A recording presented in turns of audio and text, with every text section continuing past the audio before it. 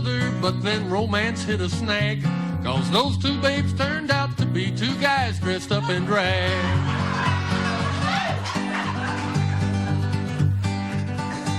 Oh, please don't tell our friends about the brunette and the blonde. We don't want anyone to know we dated Steve and Ron. Yodelity-ho, letty-hey, letty. You are listening to WOOP-LP, Cleveland, Tennessee. WOOP FM is a broadcasting service of the Traditional Music Resource Center, and we play America's original music.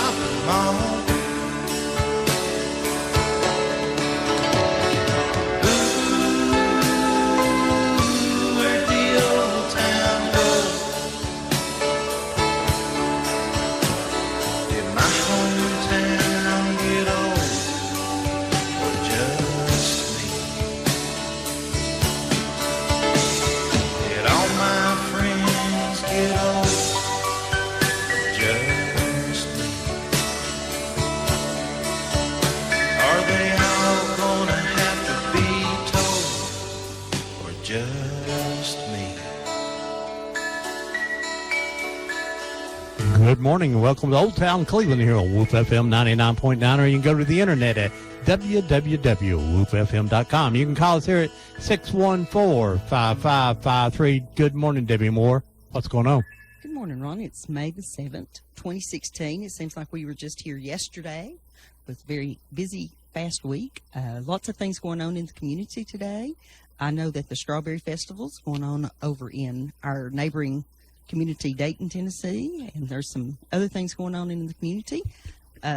Morgan, tell us something going on today. All right, well, one thing that's going on today, Deb, is that there will be, well, this paper here says, I was trying to, go in there seamlessly, but it wasn't working for me. Anyway, this paper here says, you are invited to join the McMinn County Historical Society in celebrating a new book that contains the writings of J. Neil Ensminger. Met today at 1 p.m. at the TWC Sherman Fine Arts Building at Tennessee Wesleyan College. Hopefully I pronounced that right. We don't want to have an instance of Coop last week, now do we? No, we didn't. Anyway, articles are written by J. Neil Ensminger and edited by his grandson, Charles Ensminger. Signed copies of Window Views, which is the title of the book, will be on sale. That's right. Hey, Ron, tell us about the Ducktown documentary coming up next week. Well, yes, it's something coming up real soon I want to tell you about is Doc Hollywood's going to be here on May 28th. Yes. And he's going to host our show that day. We'll be out of town, and he's going to do Truett Junior High. It is Truett. Yeah, it's now Lake Forest, but it started out as Truett, and he was there when it started, and he's bringing out, and they're going to talk about a reunion they're planning for Truett Junior High School, which is now Lake Forest, and it used to be Bradley Junior. Now it's Lake Ocoee. No, not Lake Ocoee. Ocoee Middle. Now Lake Ocoee. That was up towards Polk County, wasn't it? Yeah. Yes, it's Bradley Junior. Well, yeah. So we're all confused there this morning. This morning we're going to be talking about the Ducktown Basin. One thing that will remind everybody that the premiere of It's Home, The Memories of the Ducktown Basin documentary, will premiere May 15th at 3 o'clock at Copper Basin High School. Our three guests, I imagine, will come and see that. I think so. But today in here we have Lisa Helton Carroll, and she's related to this guy next to him, Jimmy Helton. And then over here in the corner, is not related to anybody, is Ken Rush, the director of the Ducktown Basin Museum. Hey, how you guys doing today? Doing well. Okay. We're glad to have you guys here. The documentary is a 58-minute documentary about the lives of the people who lived in Ducktown, and not as much about the mining, but what happened there in town and the basin. And we talk. And I know Jimmy talked about Isabella, and we'll talk about Buzzard's Roost in the documentary, and Flat Top, and a lot of areas there. Happy and Top. Happy Top, excuse me, Flat Top. That's what Jimmy has today. It's not. Yeah, Happy Top, excuse me. And see, I messed up there once too. And we'll mention a little about Farner and Turtletown, and there's a lot of communities up there. And Lisa, where you live there in the basin with your dad? Where did you live? We lived in Get a little closer now. we lived in the community called Pleasant Hill. Pleasant Hill. Is that towards Isabella? No, it's actually over close to the airport. Oh, okay. All right. I know where that is. You're right. But I spent many of time in Isabella Right. when I was little Okay. with my grandparents. Now, Jimmy, did your grandparents grow up there? I mean, your parents were from the basin too, right? That's correct. The Heltons and the Stanridges. My great-grandfather, Thomas Benjamin, they called him Scape. He had a contract hauling the ore, for the company down to Cleveland and Dalton. And then he gave that over to his son when he got moved out. But anyway, I grew up in Isabella, and I'll be 77 coming June, and I have got memories from Isabella since I was about 45 years old. And a lot of things happened in that area, and my family, we sang in all the churches up in that area and around.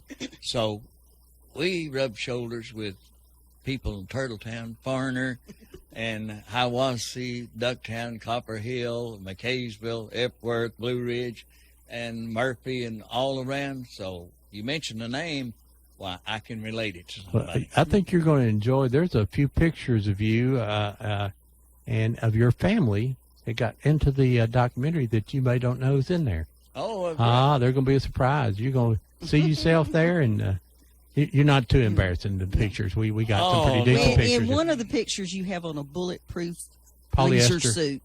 oh. And Ken, you're not. You I said, didn't. Ron, do you see anybody in this picture? You know, Ken, you he's- didn't grow up in the Ducktown Basin. What are you doing here? Yeah. That is correct. I did not grow up there, but I work at the museum. I've been the director at the Ducktown Basin Museum since '89. So, Right. So as soon as you got out of West Tennessee, right? well, I had a brief stop in Middle Tennessee while I was going to school at MTSU. I just keep moving west, or excuse me, keep moving east till I ran out of state. I But paid a lot of money to MTSU. yeah, he and he As did I.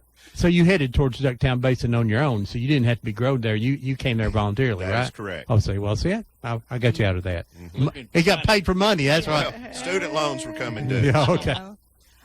Ken, take just a few minutes to explain to folks who may not know about the mines up there and what area that would have covered ground wise. Okay. When we talk about the basin, it's that corner land in the southeast corner of Tennessee where it touches North Carolina and Georgia. So that if you put your finger on the map where the three states come together, that is the basin. And copper was discovered there in 1843. So the communities that are there today all grew up around those early mines and early mining companies that opened in 1850. So our history, even though we've not mined there since 1987, our history is very much tied to the mining and then the industrial operations that went on the surface processing the ore for the next 150 years. Now, what Morgan, our intern, we've got to introduce Morgan Denny from Bradley High School. He's our intern from the high school. What Morgan has never seen Copper Hill like we've seen Copper Hill. Copper Hill at one time had no trees, no grass, no bugs, no animals. The vegetation was completely gone. The mining or parts of the mining process, I should say, In or the 1800s. in the 1800s had destroyed all the trees and the grass, and they cut down trees to burn the to smelt the copper. So at one time it looked like the surface of the moon or a desert, just right here. And you probably were born in the 90s. You barely made the 90s. So yeah, there was no trees when Lisa lived there and when Jimmy grew up there, and I guess they just starting trees when you got here. They were a few trees when I got there. But But ironically, when we went to record, they were cutting down the trees at the ball field.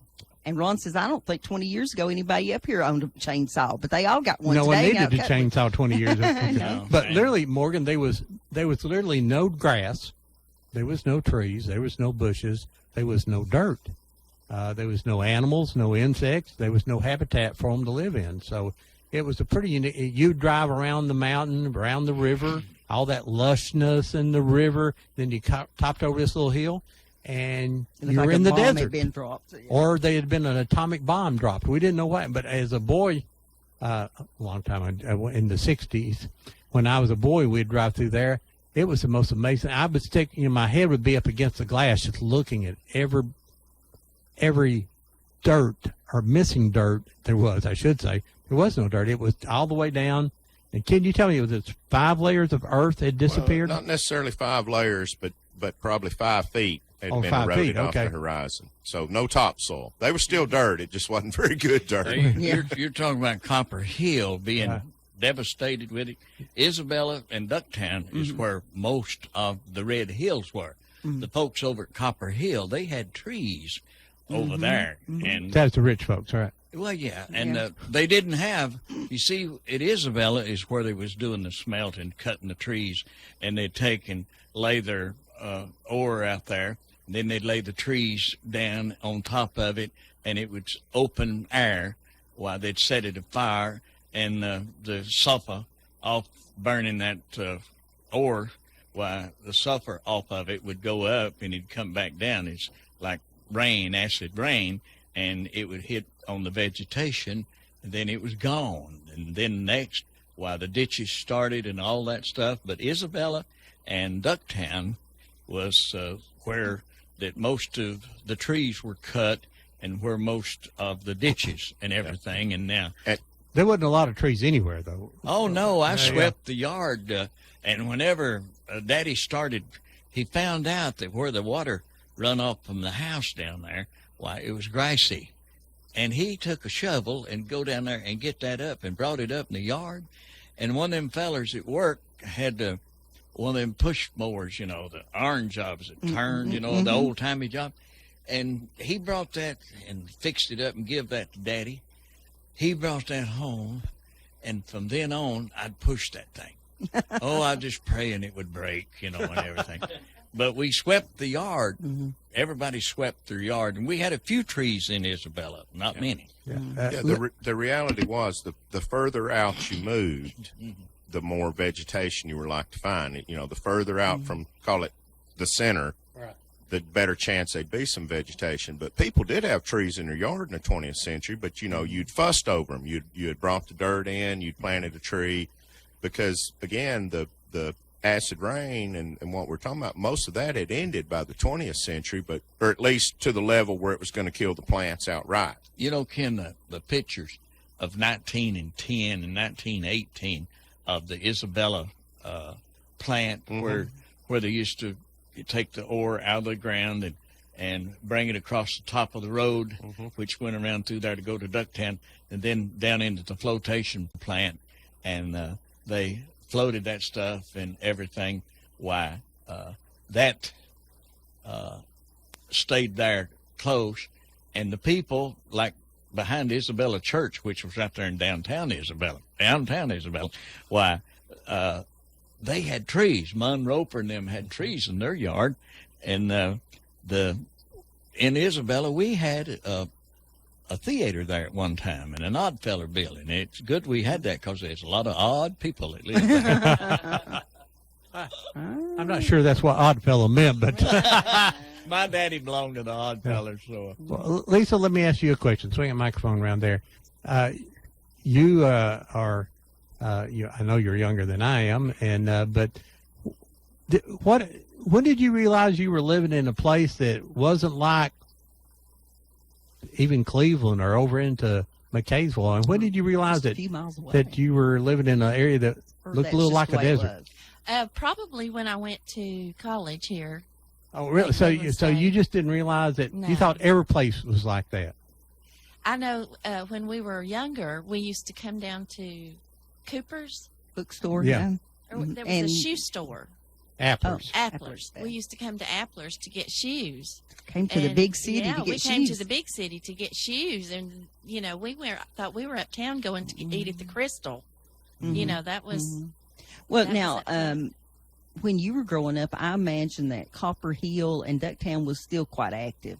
very, very, very active. That like the 4th of July was the whole town came out for the 4th of July. The pictures from like the Was all the 1970s mines still running are- at that time? Yes. In I'm not sure.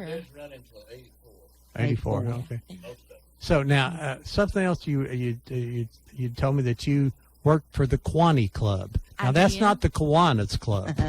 This was the Kiwanis Club. Tell people what the Kiwanis Club was. Well, it was, to the best of my recollection, it was where they would have their dinners. That's what we would Who's they? serve. The company hire, yeah. Yeah. Hand that The microphone to hire Jenny. people. This was a club up on Smelter Hill, right? Yes. And then at Smelter Yes. Hill is where the geologist and engineer Engineers. lived. For and managers, for the Yes, managers. Man, for the big- managers. It was for the big the big, dogs. the big money people, right? Yes. So you Yes. worked there, right? I did. I worked there as a waitress. That was my first experience as waiting tables. Was there. Now, did you know that there was a class warfare going on in Wasn't warfare, Copper Hill? there were well, just differences. class differences. No. So it didn't matter to you. No, did it? I went to school with their, we all hung out together, and I went to the big dog houses, and they came to my house. It wasn't anything like any difference in anything. We were all together, Well, in the documentary, there's several people who talk about it, and it never was a real negative in there. There's people who says, "Well, I knew that I came from a area," From and Grassy these were Creek, people yeah. who were been more your dad's age that said, "This is." We knew there was a difference, but they did.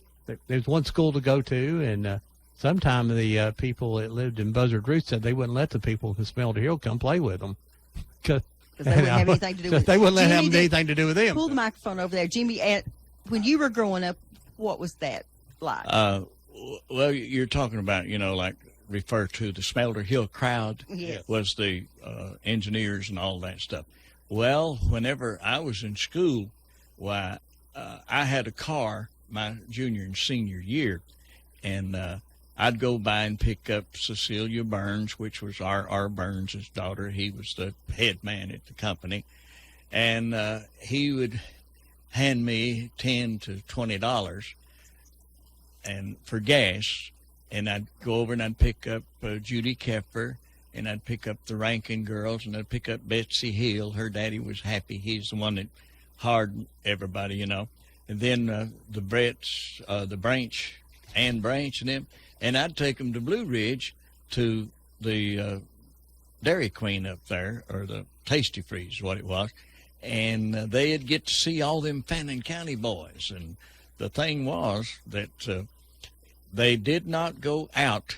We all stayed together, because if one didn't want to play the game with us, why, they didn't go no more.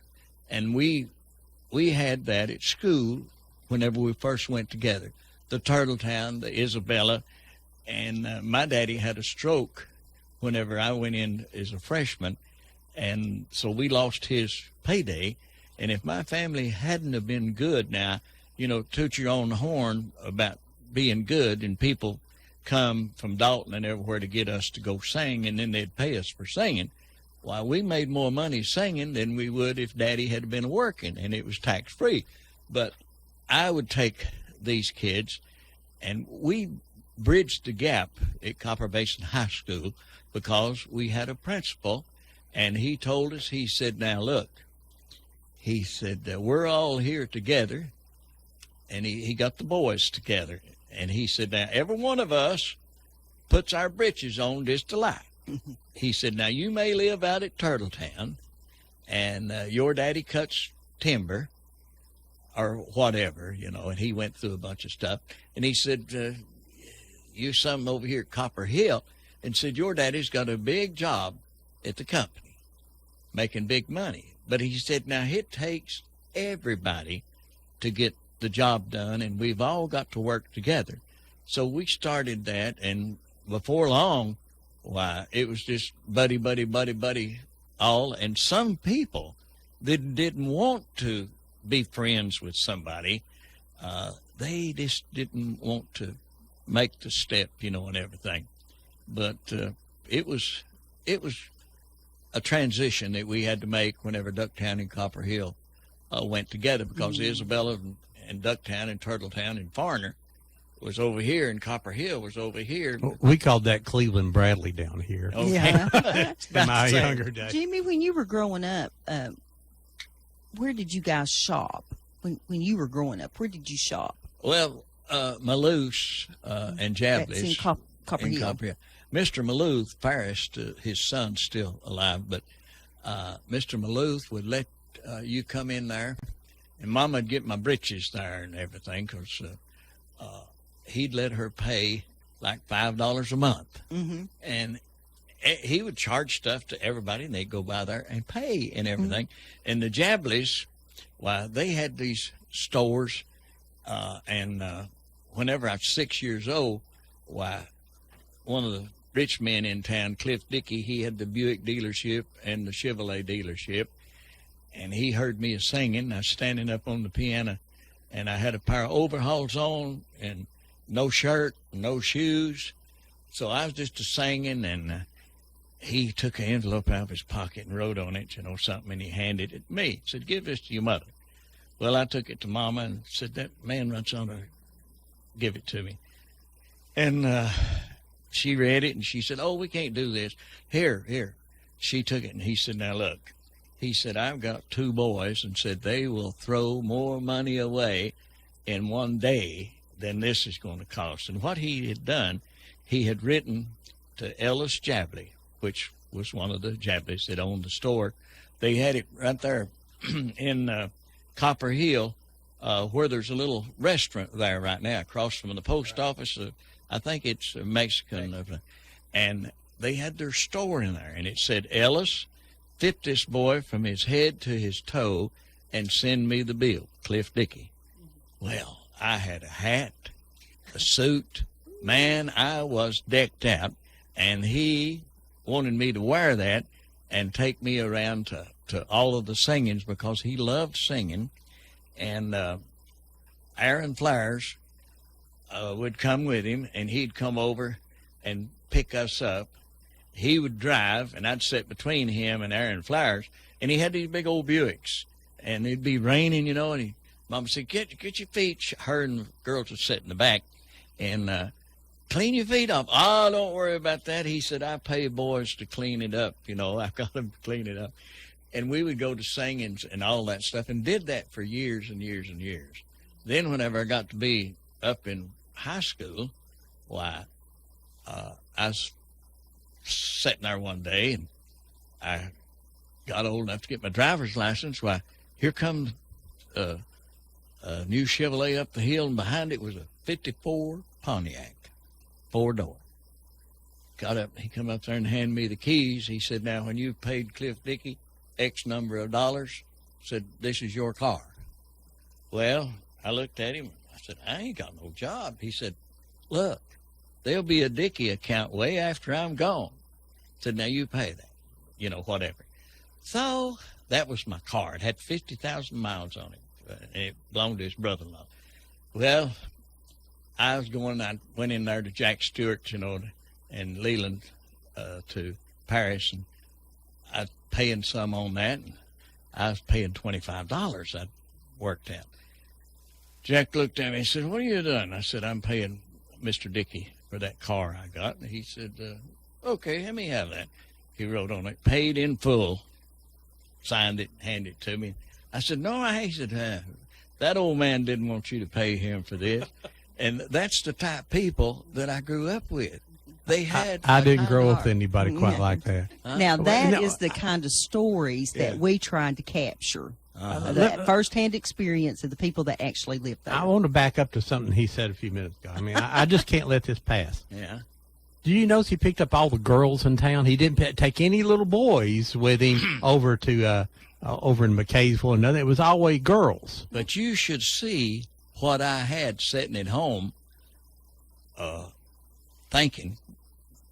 he's out there with them girls.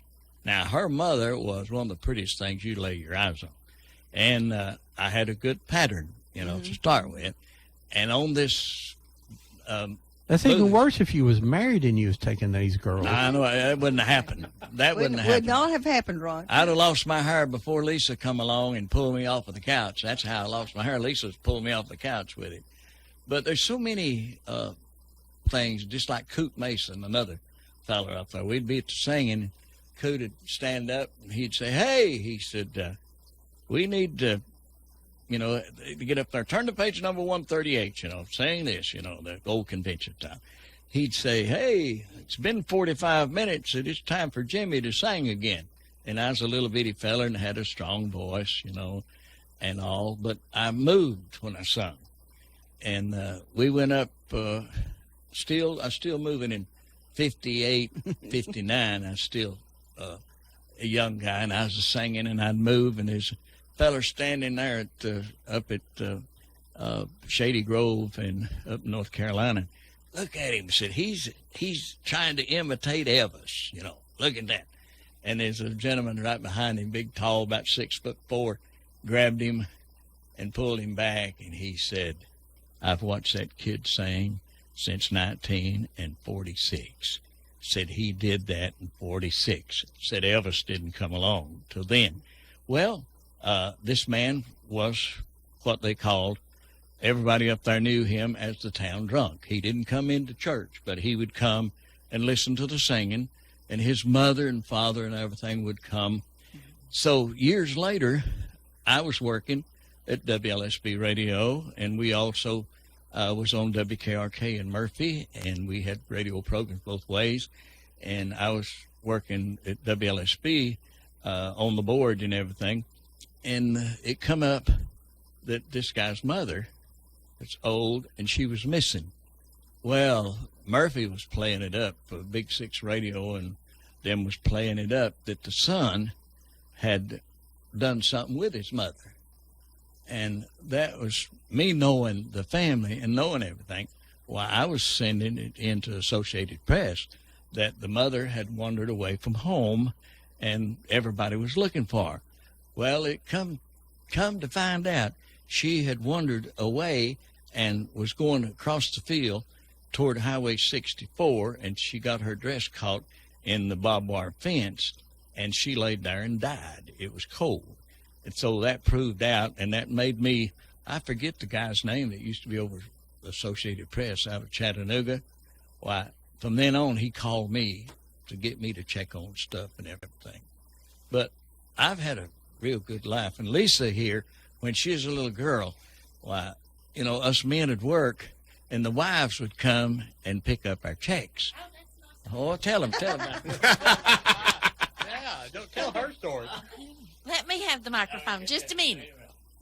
Yes, we would, on Thursdays was our day to go, and we would go to the little shack there that was in front of the company, and there was a gentleman there, and he knew us. He always waited on Vivian and her 3 girls. And usually it was one of the grandmothers that we had, but we would drive up and get Daddy's check. 3641. I remember it now. That's what we would say, 3641, please. And he would give us Daddy's check. Well, then we would go over to the company store. And when you went in the company store, it was like Walmart. Kind of better than Walmart back then, Everybody knew everybody still. But anyway, when you'd go in the company store, there would be the groceries on one side, and the other side would be your clothing, your electronics, and you could smell the tires. I remember that smell. It always smelled like tires. And so that's where we would go on Thursdays. That was our day to take Grandma to the company store. And we had a good time. I remember it now. That's one of my best memories of on Thursdays going to the store. Everybody talks about the company store, about sometime, you could just charge things to your check, and people would go to get their check, and their check wouldn't be very big. That Ken, would be my grandfather. let me ask you, Ken, a question here real quick. Ken, for the people who we mentioned the Ducktown Basin Museum. Tell us exactly where that is real quick, and how much it costs to get in, and anything else you want to tell about it. But Okay. if you haven't been, let me recommend you get in your car and drive up there. Okay, yeah, we're in Ducktown. It's right off of 68. There's a big new sign down at the road, tells you where to turn. But the museum is open Monday through Saturday, from 10 a.m. to 4:30 p.m. through the spring and summer. The $5 for an adult, $4 for seniors, and then children 17 and under. We've got a sliding scale, but it's very affordable. We have a short video that we start our guests with that give them a nice background and overview, and then our exhibits and displays then talk about all the things we've been talking about, the life in the basin and working for the company, the work that went on. And in addition to that, the buildings that we're located in are the old Burra Burra mine site. So we're on a National Register property, and it's owned by the state of Tennessee, so it's a state-owned historic site. So just the buildings and the ground is worth the drive over. We would hope you'd choose to pay the admission and come inside, but it's very affordable, and I would just go on and say this. I guarantee you, if you come and take the time, you will not be disappointed. Absolutely not. Great, more photos. You know, I go to a lot of museums, and there's more in that. The building's not as big as some of the other museums I go to, but you'll see more in that museum. You'll see in a lot of other museums, and it's really great. If you're fortunate and someone like Donna or Ken or Joyce, Mhm. if they happen not to be busy and they take you through there, that is really a treat too. Ken, I know that the state finally spent some money on you guys. We did. What happened here in the last little bit? Because we are a state-owned historic property and we're under the Tennessee Historical Commission, in addition to maintenance, you know, just keeping the roofs on the building, from time to time we're able to get what they call capital project funding, which is when it goes through the budget as a line item. The long-term goal and the commitment we have from the THC is that the buildings on site will be restored to their condition as they would have been in the 1940s, which is when Burra Burra mine was sort of the peak, late 30s, early 40s. And we were able to get a couple of buildings, not this past year, but the year prior, 14, restored to how they would have looked back in the day. Unfortunately, there was not any funding included in the current budget that Governor Haslam just put forth, but we have the commitment from THC that they will continue to submit until all buildings on The site are done. flooring in the hoist house is incredible. Because when we were up there working around, you had to watch where you was going. That floor make you feel like you was drunk. We are steadily making improvements on site, both with our exhibits and displays, as well as the cooperation from the state. Now, do you have other things? I know you got a basement full of stuff up there. Are you hoping to put displays in those buildings sometime? Yes. We've got the main exhibits and displays are in what was the old mine office building. But on the future, hopefully this year, we've got a space in the boiler house that we're working to refurbish to put. It's the building next to the hoist house to put additional displays and exhibits in. And we're also going to be putting some large photographs in the hoist house itself. So when we're doing events inside the hoist house, there'll be something for people to see. Jimmy's so tickled about that. Look at you him. know, it doesn't always move as fast as some would want, but it's, you know, we are moving forward. And, you know, the museum itself is a nonprofit. So I work for a nonprofit and we administer the site for the state.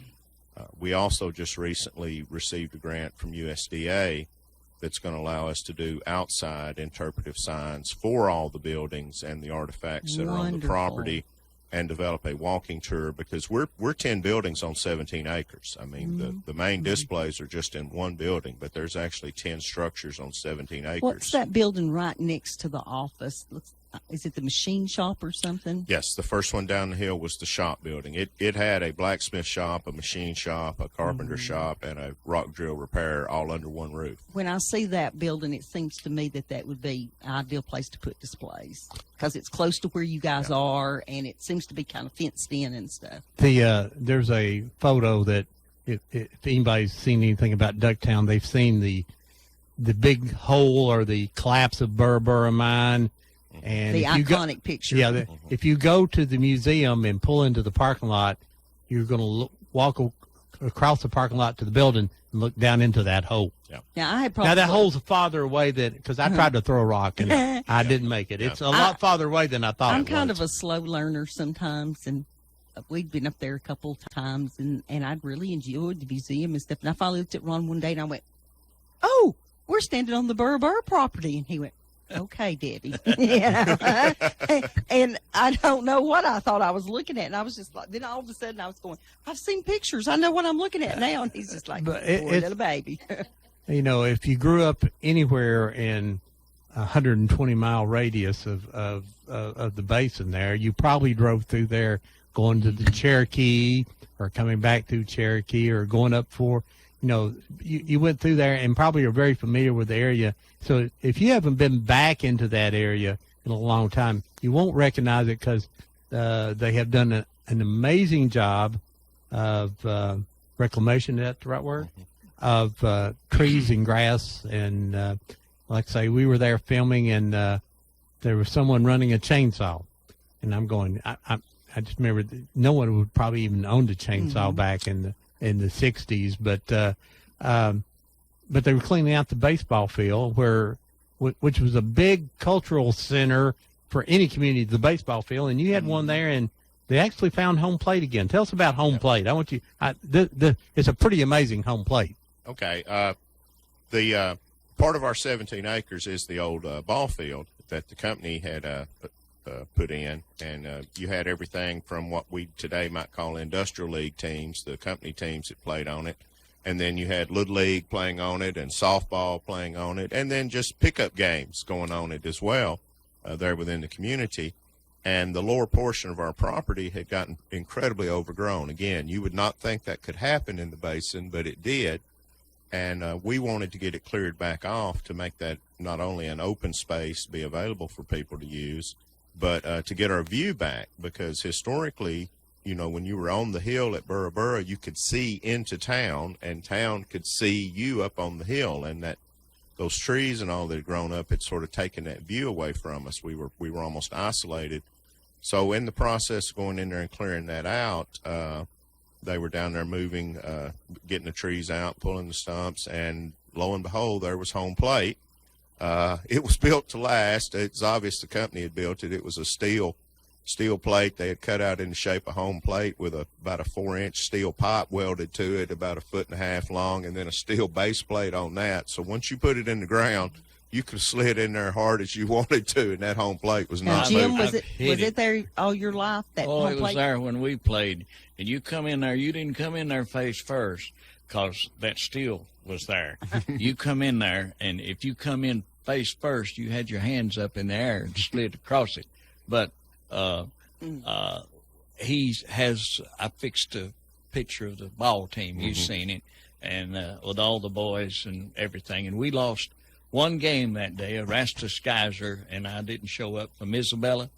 And Erastus, a fella would give him a piece of a glove, and it was just a piece of leather, but he'd catch it in the web.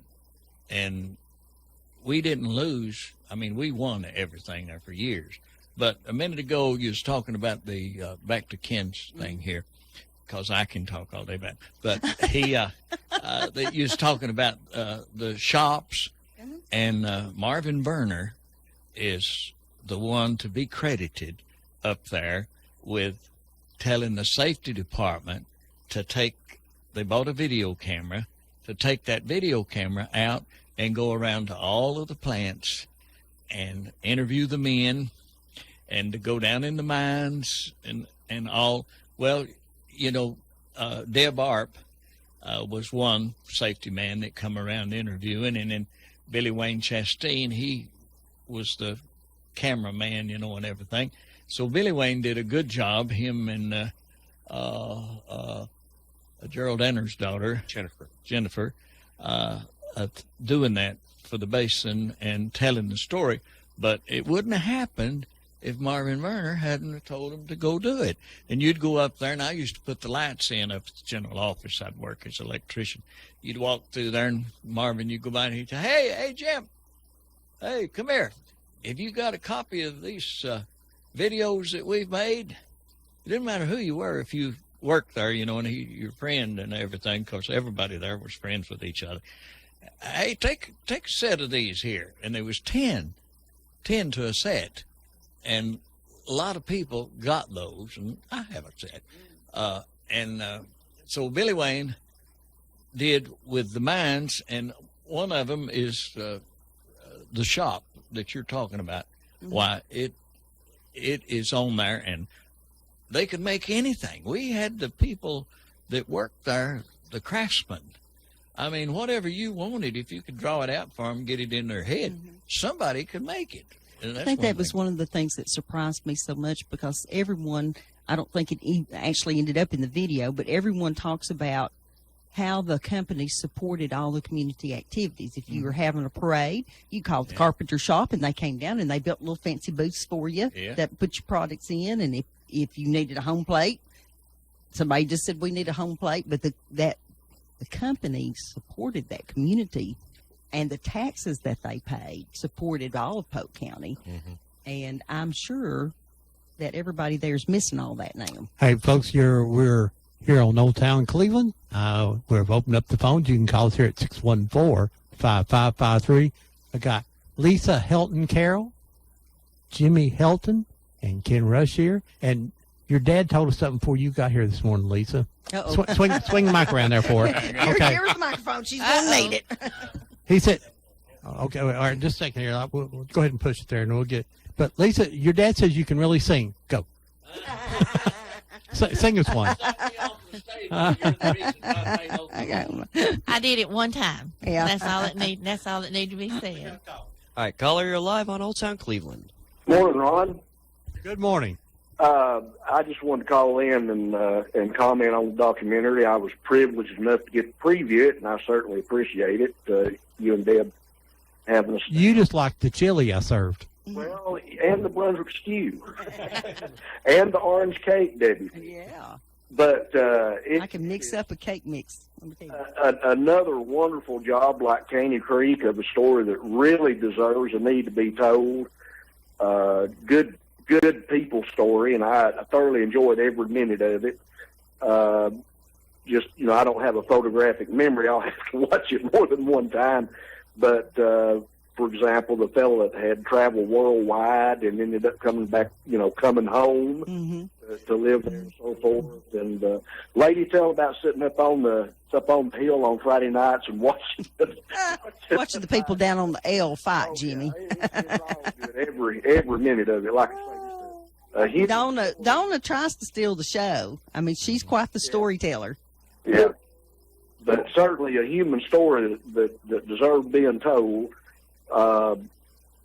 Really enjoyed it, and will enjoy it again. Alrighty. I hope you come up to the premiere, because there's nothing quite like the excitement of having all those folks there for the first time seeing it. Going to certainly try to make it. Absolutely. Sounds good. And also, before I get off of here, congrats on the influence you had on having the Candies Creek Cherokee Elementary School named. I know that there was a lot of people involved and so forth, but you and Ron both kind of kept beating the drum. Well, yeah, you kind of have to be the squeaky wheel every now and then. And the message got through, and every once in a while, something that just feels right and should happen does happen, and that's one of those things. That's right, Neil. Well, thank you so much. And you and Ron do a tremendous We're really tickled about that, and we're going to start the processes now of getting the historical marker replaced, because And the he city, wants some more chili. I think that's what he's trying to say. School board has agreed to let the historical marker be put on the site so that it will be safe, and so the new Cleveland Elementary School will be called Candies Creek Cherokee Right. Elementary School. They added the word Cherokee, which was fine with me. I thought it was most appropriate. Yeah. All righty, Neil. Good talking to you, buddy. Yeah, you too. Enjoy the show. Bye bye. We have a premiere to sort of, I know Ken helped us and said, is that Copper Hill or is that Ducktown? We want to make sure we got the right pictures in the right place. But also, everybody laughed where we thought people ought to laugh, and they went, in the places where they all went on. So that sort of made us feel better, too. You're kind of, you don't know. You don't know. Let's get this call. All right, caller, you're live on Old Town Cleveland. Yes. This is William Nolan. I went by Lynn. I lived in Copper Hill. Jimmy's shaking his Yeah, head. Yes. Do you know a good story on Jimmy? No, but I was going to tell Jimmy a little story that he probably didn't know. Try me, Lynn. I was raised in Newtown. I know that. You was redheaded. Thank you. I went from first grade to the 7th grade with Betsy Hill and Cecilia Burns and the Rankin girl, Virginia. Virginia, was in the 8th grade. Betsy was in the 7th grade. So they allowed Betsy to take a test and go to high school because those three wanted to stay together. Now, that happened at Copper Hill. I wouldn't know anything about that. I was at Ducktown. Well, when they closed Isabella School, we got 4 students that came to Copper Hill. Yeah, you got Jeannie Quinn, Rita Sue Bell went to Copper Hill. They lived with me at Isabella. Yeah. Well, we got some nice people from over there. But I worked at Roasters over there at one time. You worked at the acid plant, too, at one time. You worked with me there at number 2 acid plant. So. Yeah. Who are you? Jimmy Helton. Well, you just, I know the name. I just can't ring a bell. Well, you'd remember when you see me, because I haven't changed any since back in that time. And all of you other people have aged and all, but I still look the same. And he still tells stories. And everything I tell is the truth, you know. Yeah. Oh, he held his hand up. You know it's got to be true. But I didn't know if you knew that story about Betsy. No, I wouldn't have known that because I was in Ducktown, and we had several over there that got to take the test and move up a grade. And I got socially promoted all the time because the teachers, I was their pet all the time. I could sing, and they'd get me up in front of the class, you know, to sing. Lynn, it's good to hear from you. Good to talk with you. I got okay? socially demoted, I think was what now, do you still live in the Basin area? No, I live in Cleveland now. How long did you live up there? Mother and Daddy moved out of Chattanooga when I was 2 years old, and I left in 1976. So I left before the company closed. Yeah. I worked there 10 years. Well, now, did you have a nickname? I heard everybody up there had a nickname. No, I didn't. Oh, you were one of the few that didn't have a nickname. I had so many nicknames, I can't remember them. Well, see, I lived in Copper Hill. I lived next door to the uppity section. Oh. Yeah, you lived over there on that, you had top people over there, too. Your neighbor was Louis Greer. Yeah. Then Max Hughes lived over there, too, and all you boys, and the Russell boys. I mean, you had a lot of dignitaries that lived over there where you lived. What part of town did you live in? Newtown. Newtown, okay. Up top of the hill. All right. Well, anyway, I just wanted to let you know that story. I didn't know if you knew it. Oh, I appreciate that. That's enlightened my day, Lynn. Well, thank you for listening, and thank you for calling. Yes, sir. Y'all have a good one. Thank you, sir. Bye. You can call us here at 614-5553. Like I say, we're talking about the Ducktown Basin area. And if you lived over in Murphy, we'll count that. And over in Well, they all McKaysville. claim each other. I thought and that was so, really good. Jimmy's got a list of about 100 people there. If you have a nickname, we want you to call in and tell us your nickname. You know, I think that was a really fun thing, Jimmy, while we were recording. People started naming off Stump, Yeah. Loudermilk, Stump, Loudermilk. and Churn. Noodles. All them Loudermilk boys But then had I it start trying to find pictures of those people, and I look in the Topics magazines, and they had their real names.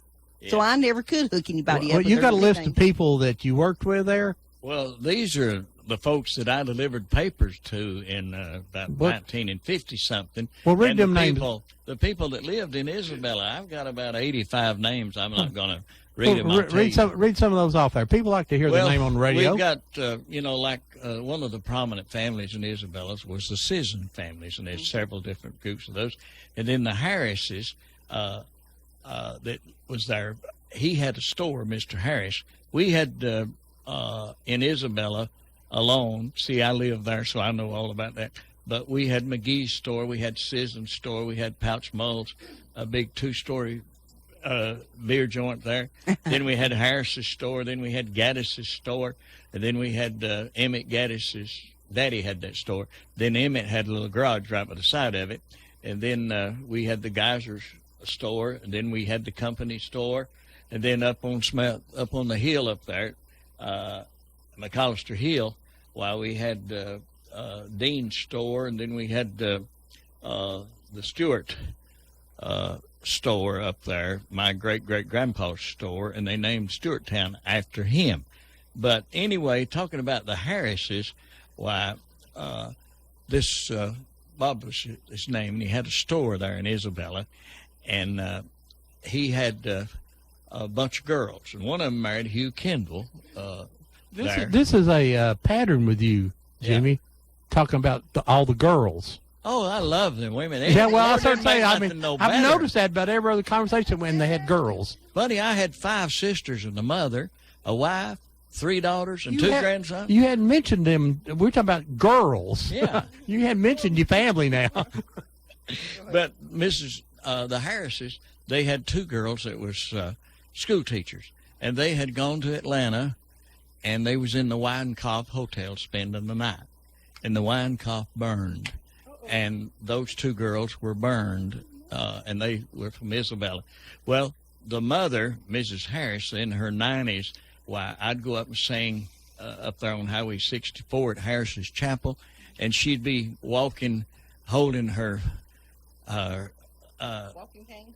no, holding her handkerchief up, praising the Lord and praying. And she was such a sweet old person, and everything. So many.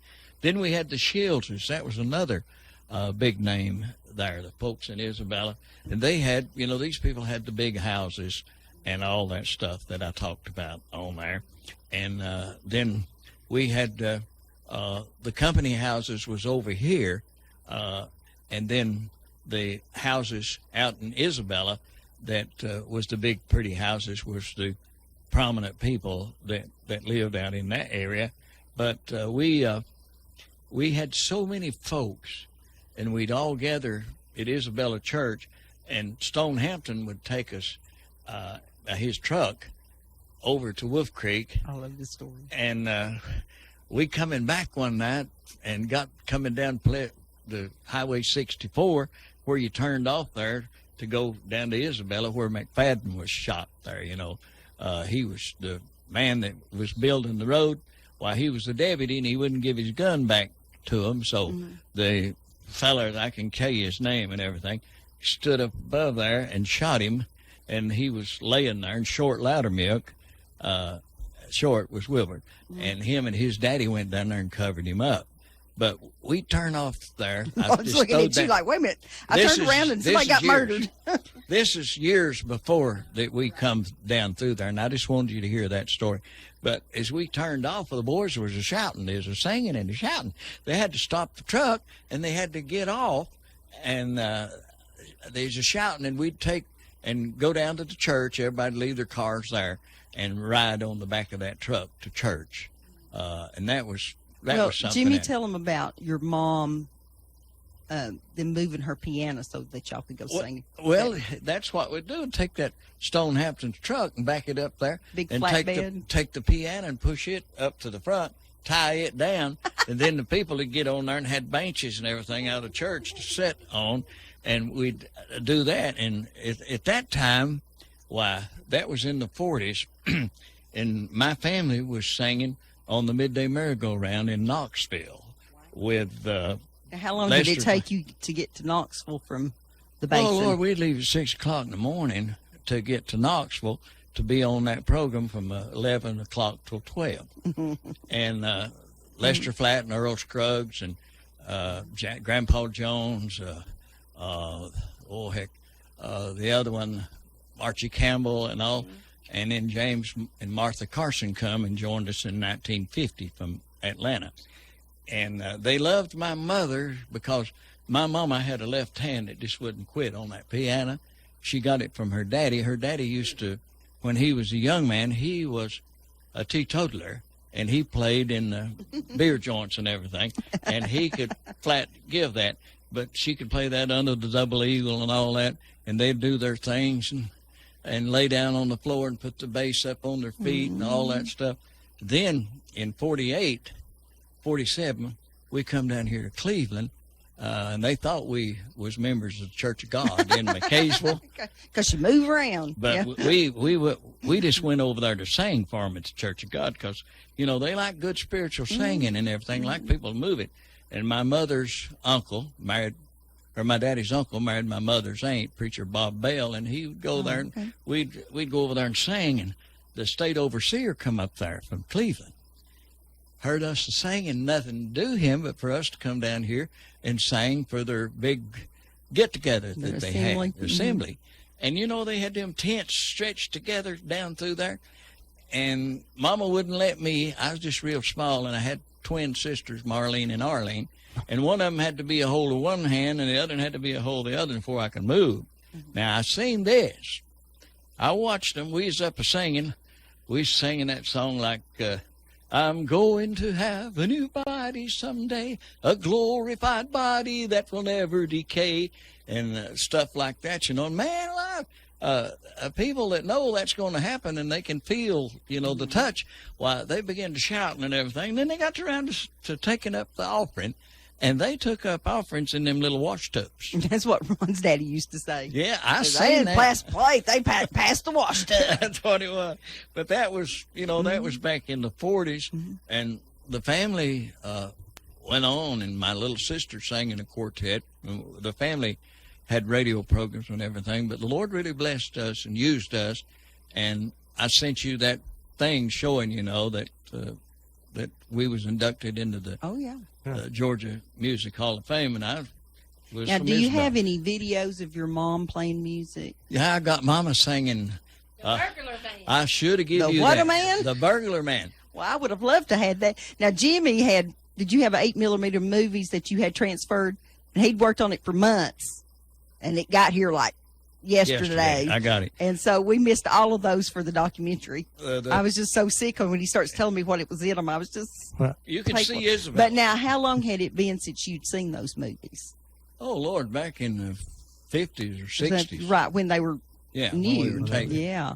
Lisa's like, I got to see these. Yeah. M.A. Thomason, who was the overseer down at the church down here, he would say, he would pass those wash tubs, and he says, first time he'd pass, he said, like to see that filled up with $5 bills. Yeah. And then he would empty those out, and he'd like to see that filled up with $10 bills. And he went around through the 20s, about as far as he got up through there. So, But my they dad, would. of course, my dad grew up here. It would take grown men to carry those. Kent, let me ask you a question here. You know, he mentioned all those stores in Isabella, but it's pretty amazing to me, this small mountain community, 3,000 people, maybe a little more. Probably We a little had more than that. 3,000 working at the I was company. going to Yeah, say, well, it would have been closer to 7 or 8 But, when it was at its peak. You know, they Yeah. talked about 7 or 8 new car dealerships, and you know, and there's restaurants and stores, and just how much business. I mean, I think Mr. Jabley said they even brought people from Cleveland came to shop They up did. there too. So, what all was there? I mean, what was the appeal? Well, I think Mr. I know Jagley what my was dad talking- came up through there in the 60s. He went over into North Carolina to buy cigarettes. Yeah. You know, Well, they was unlicensed, well, untaxed you know, cigarettes. Yeah. the reality was there was very little that wasn't there. I mean, when you drive into the basin today, you would not get this impression. But during the, 40s, 50s, 60s, and even into the early 70s, these were booming, thriving communities. So, every type of store you could imagine was there, from groceries to clothing to furniture to appliances. automobile dealerships, and it wasn't uncommon from people from Cleveland to drive in to shop or from Blue Ridge to drive up and shop. And I think part of that was we also had the company store system. So there's competition. So everyone carried really high quality goods, because if the company store is not carrying good stuff, well, you're going to trade with Mr. Jabley or Mr. Shibley, and vice versa. If the company's carrying good stuff, they had to as well to be able to compete. So each community had several stores, and again, there were automobile dealerships, and that's not counting all the service industries, because you got to have somebody to fix all this stuff you're buying. Right. Did I give you a booklet of tickets that I had 2 of them, and I gave somebody one of my. I started to bring one where that, like Lisa and them would go over to Smelter store, and they'd write J.K. Helton 3641, and then down through here they'd put like got hamburger meat, got shoes, got so and so, and they would take and tear that off and give you a copy. Then they'd put a copy here at the old stores, and they'd give it a pull and send it up to the office, and then they'd take it. The out. paper would go flying across the store. I've got a booklet of that. Let me ask you I saw that, something about it. Now, this is an interesting mixture of people. You had, the working class. You had the company college educated. But I imagine even in a town like that, there must have been a place where you got a beer and shot pool. And yeah. was there any beer joints in the basin? More than 1 or 2. More than 1 or 2. Willie McGee had one there at Isabella by side of his store, and they'd go in there, and I watched a man get shot looking out the window and watched him. He said, well, shoot me, and they did. Bow, bow. And he was the guy that carried I the think mail. that's some of That's a tip to all of our listeners. Someone says, don't challenge someone. I think with that's that. some of the charm of the documentary we made. That one minute somebody will be saying, well, I miss Mayberry, and the very next minute the same person is telling us how all the little old ladies carried guns to church because it was rough up there. And so I think that's some of the charm of it. Ron, it's 11 o'clock. Well, let me mention the documentary. A lot of these stories, and even more than what we've talked about here today, is in the documentary. It'll be shown next Sunday at 3 p.m. at the Copper Basin High School. And I believe that we'll have about 400 seats available. And I don't know if that's going to be way too many or too. That's probably in the.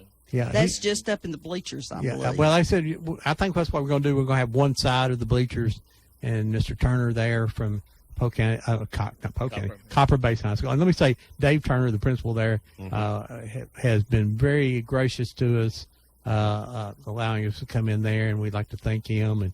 And of course, we could thank a ton of people about the documentary. Matter of fact, at the end, we do. It's a long we used list. A lot of people's pictures. I think there's 100 people we listed who just provided pictures for us. And some of them are not very publicly known.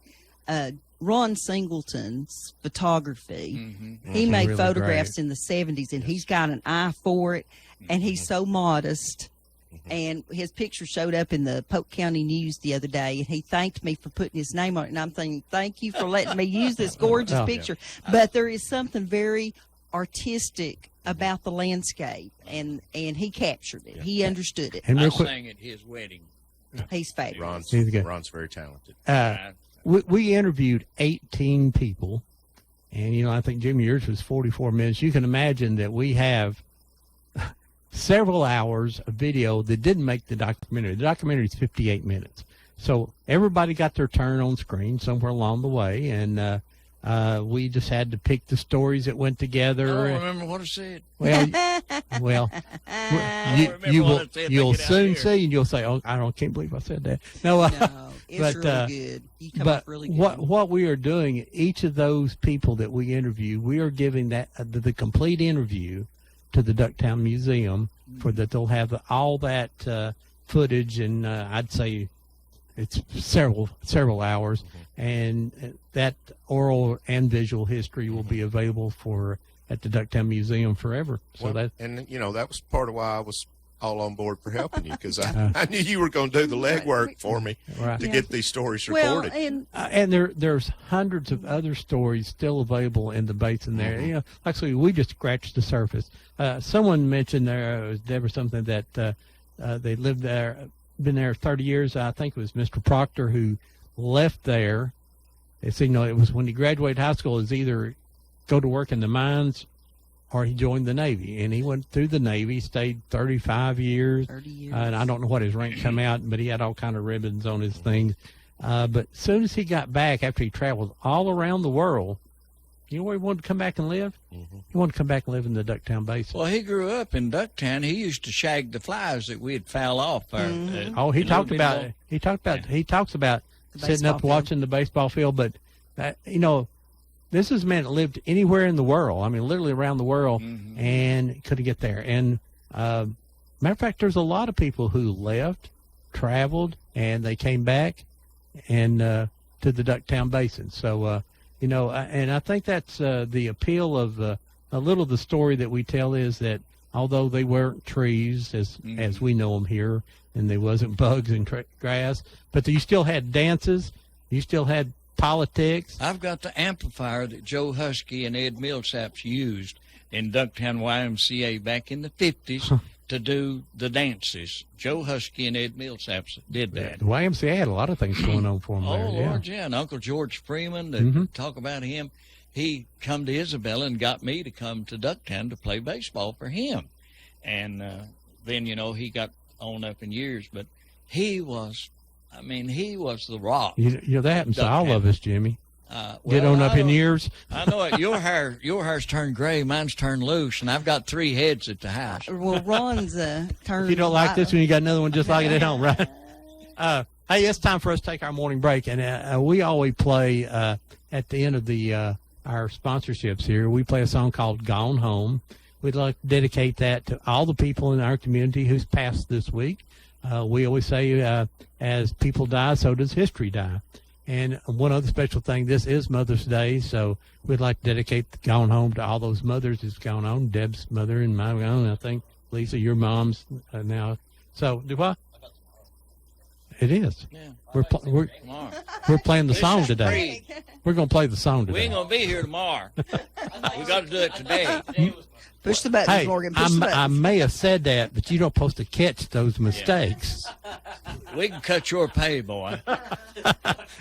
Go ahead and see if you can figure this out by yourself now. We're off. You are listening to WOOP-LP, Cleveland, Tennessee. WOOP FM is a broadcasting service of the Traditional Music Resource Center, and we play America's original music. No dealers allowed. Jackson Catnapper, family owned and operated in Cleveland since 1933, offering the best with over 70 styles of recliners, sofas, electronic lift chairs, full living room packages. Call Mike now at 961-7239 because Jackson Catnapper now offers sales to the public Every Saturday. That's right. Every Saturday. from 8 in the morning to 1 in the afternoon. Or call Mike at 961-7239 or go see him Every Saturday. at 1911 King Edward Avenue, just across from the main plant. Jackson Catnapper, family owned and operated in Cleveland since 1933. 961-7239. No dealers allowed. Check into Cash. Need a little extra cash right away? Who doesn't? Turn your car into cash at Check into Cash. Get up to $4,000 with your car title only from Check into Cash. You get more cash with a Check into Cash title line of credit. Turn your car into cash today at Check into Cash. Visit checkintocash.com for the store near you. $4,000 title line of credit maximum based on value of vehicle and ability to repay. Subject to credit approval. See store for details. After 135 years, Hardwick Clothes, America's oldest since 1880, has delivered on our commitment to produce the finest navy blazer in America. This limited edition blazer was announced as the style winner in Garden & Guns Made in the South Awards. Crafted in Cleveland, Tennessee, we use premium Italian wool from Vitale Barberis, custom Benberg lining, and signature gold buttons. It's available through the finest men's stores or at hardwick.com.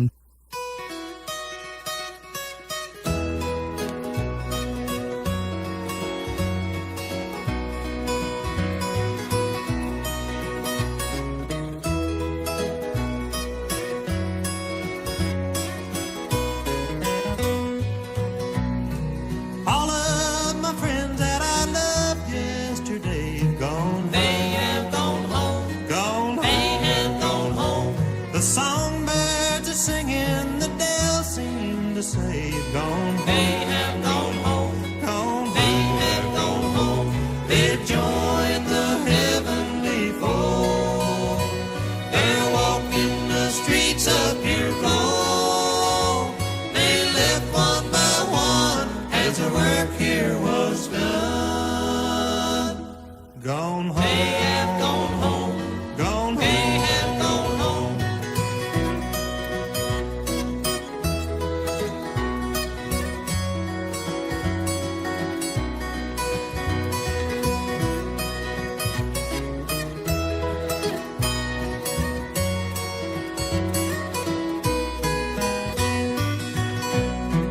Life here is lonely since they've gone before. Gone. They have gone home. Gone. They have gone home.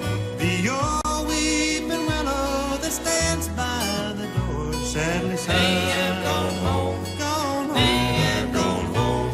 They've joined the heavenly fold. They're walking the streets of pure gold. They left one by one as the work here was done. Gone home. They have gone home. Gone home. They have gone home.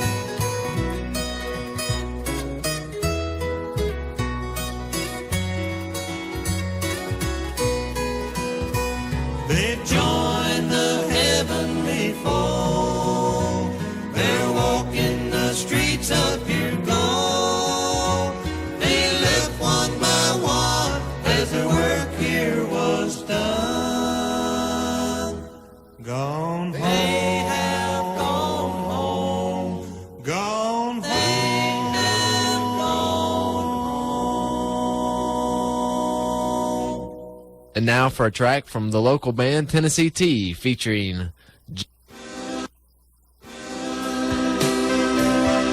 Where'd the old town go?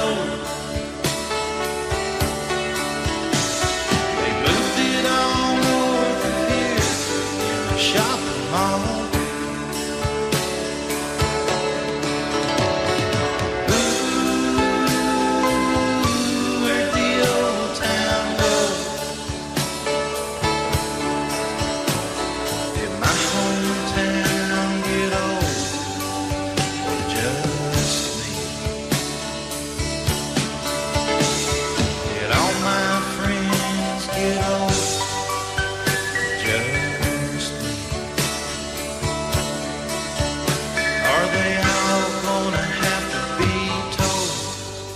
Or just me? Welcome back to Old Town Cleveland here on Whoop FM 99.9, or you can go to the internet at www.whoopfm.com. You can call us here at 614-5553. Debbie Moore, you got an announcement there? Yeah, and as I see these names, I know that Doc Hollywood's going to be able to find these folks, and we'll kind of give him a heads up here. But he's looking for people that were originally on the faculty down at Truett Junior High School, and Brian Kofer. I believe Mr. Kofer's still at Bradley teaching history. Carol Peace, Sybil Webb, that's a name we recognize, and Marvin Kirkpatrick, Charlie Rose, he's on the school board now, David Montgomery, Hazel Bashirs, that's Arnold's aunt, Johnny Borders, and Greg Kane. He's looking for those folks to possibly call in or be on the show that the day that he does that on May 28th. So if you guys could give us a call after the show, maybe we can hook you up with Doc Hollywood. And up in McMinn County? Up in McMinn County, you are invited to join the McMinn County Historical Society in celebration of a new book that contains the writings of J. Neil Ensminger. That's today, rather, at 1 p.m. at the TWC Sherman Fine Arts Building, at Tennessee Wesleyan College. Articles written by J. Neil Ensminger and edited by his grandson Charles Ensminger. And signed copies of Window Views, that's the name of the book, will be on sale. That's good. I wanted to mention we're really excited about next week's show on May the 14th. We're going to have Troy Wayne Petit here. He is a member of the Cherokee Nation Supreme Court.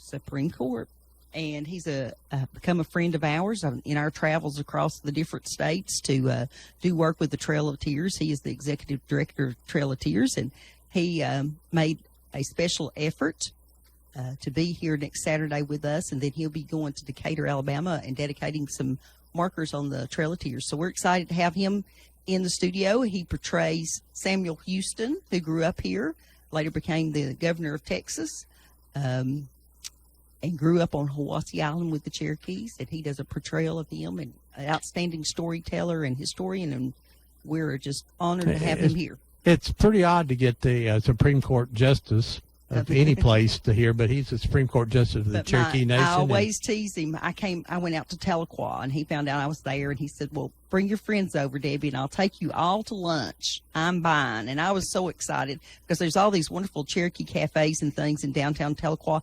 He took us to a Chinese buffet. Hey, folks, we got a call here. You're live. Go ahead. Hey, good morning. This is RD. Hey, RD. How are you, sir? Buddy? Oh, loving the show, loving your guests there. Well, we expect to see you on the 15th up there at the Copper Basin High School.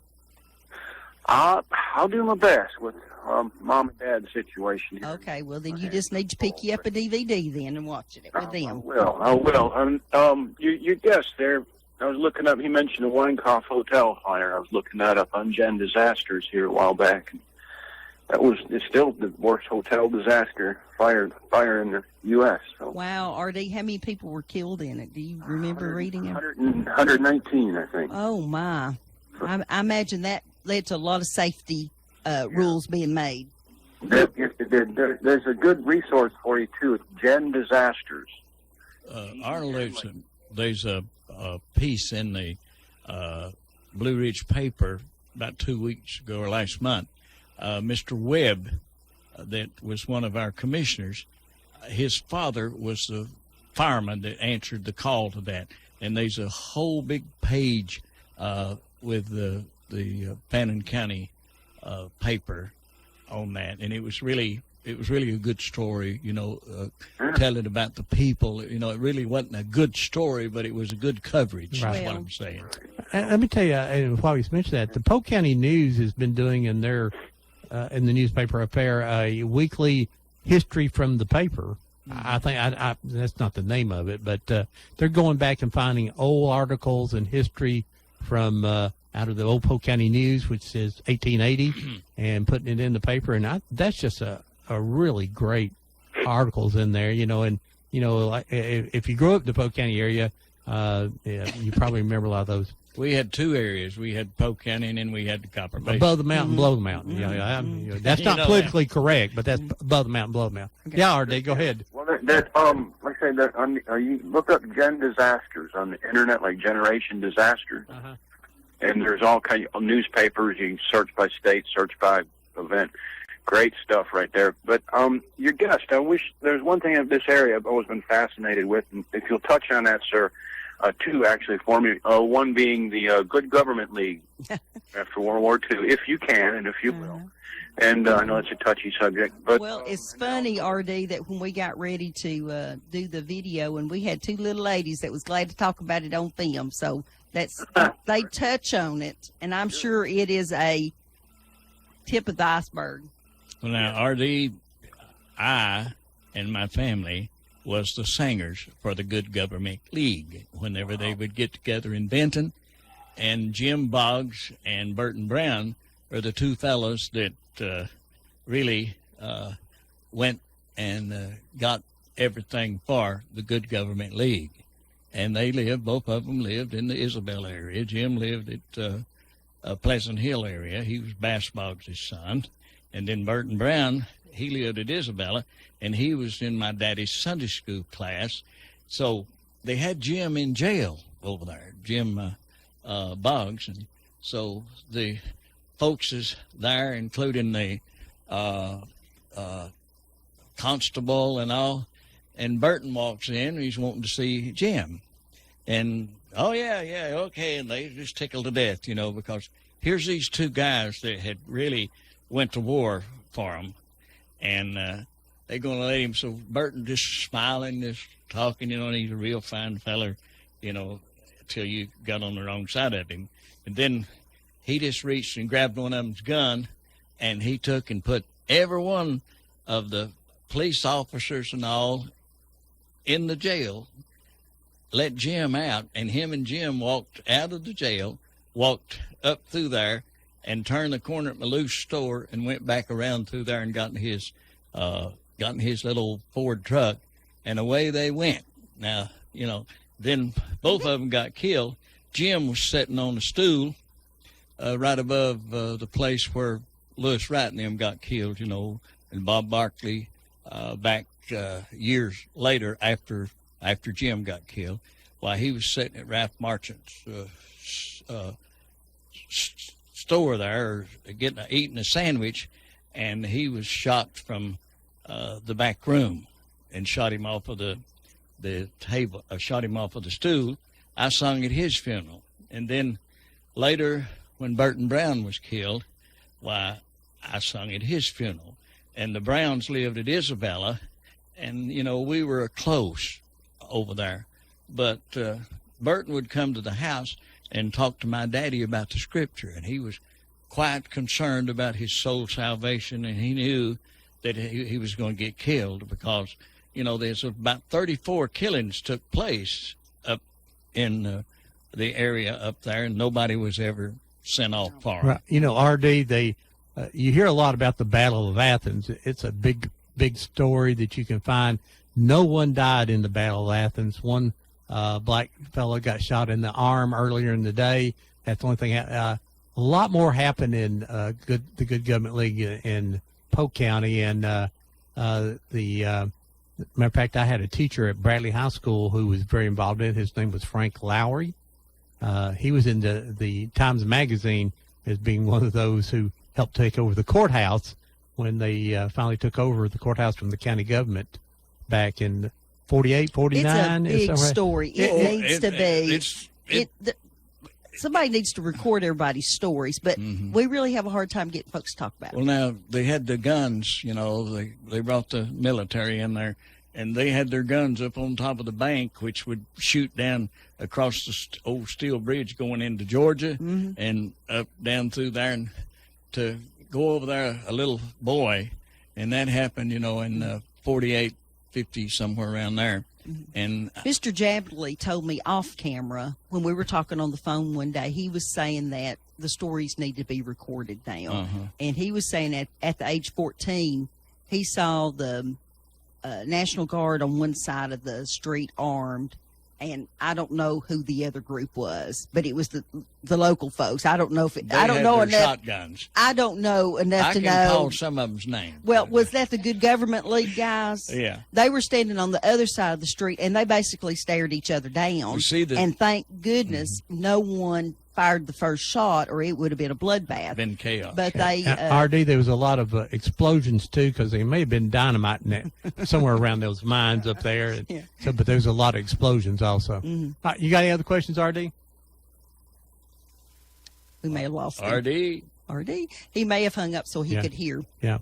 Well, the Good Government League it shows up in the documentary, and what we have found over the years. But it's just to make you people will curious. not come on the radio here and talk a lot about the Good Government League because, there's a lot of family members of some of those families still alive today, and they didn't want to embarrass some of them, and maybe didn't want to get shot. I don't know which one it is. Let's get this call. Collier live on Old Town Cleveland. Hello. Hello. Hey. This is the nephew of a man that Ron just mentioned there teaching at Bradley. This is another Frank Lowry. Hey, Frank. Hey, I just got in late on your show when you started talking about the Good Government League and stuff. And, of course, my uncle was one of the leaders of the Good Government League and was elected to the House of Representatives in the state of Tennessee from Bradley and Polk County. And he was one of the organizers along with Bob Barkley from Copper Hill, and I know the gentleman, I don't know his name, is doing the talking. That's Jimmy Helton. Jimmy Helton. I taught 2 years at Copper Basin High back in the early 70s. I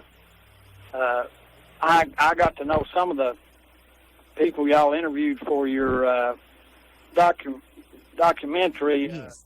I know Ron Singleton pretty well. He's one of the best people I've ever met, Ron is. And, of course, I don't know some of the other people y'all interviewed, but I'm interested in getting that and see how it went up there, because when I taught up there, you could see from one end of the basin to the other. I know that gentleman remembers that because there wasn't a blade of grass or a tree or anything. Yeah. Yeah, that's Well, true. Jimmy grew up in Isabella. Okay. Isabella, I bet you he knew a long-time educator there who's pretty sick now, David Beckler. David Beckler. Yes, I remember David. I was in school with David, and David was talking one night, and, you know, he had a real shrill voice. Mm-hmm. And he would say, well, hi there, right like that. But his wife was sitting over there. When David got up to speak, I was running the PA system. I turned all the treble off, and I went completely bass. And David said, his wife told him, said, David, you got one friend, but David and I were in school together. Yes, David was a good educator, and the people up there really respected him, and a very fine individual. He's pretty sick now, so He's a wonderful fellow.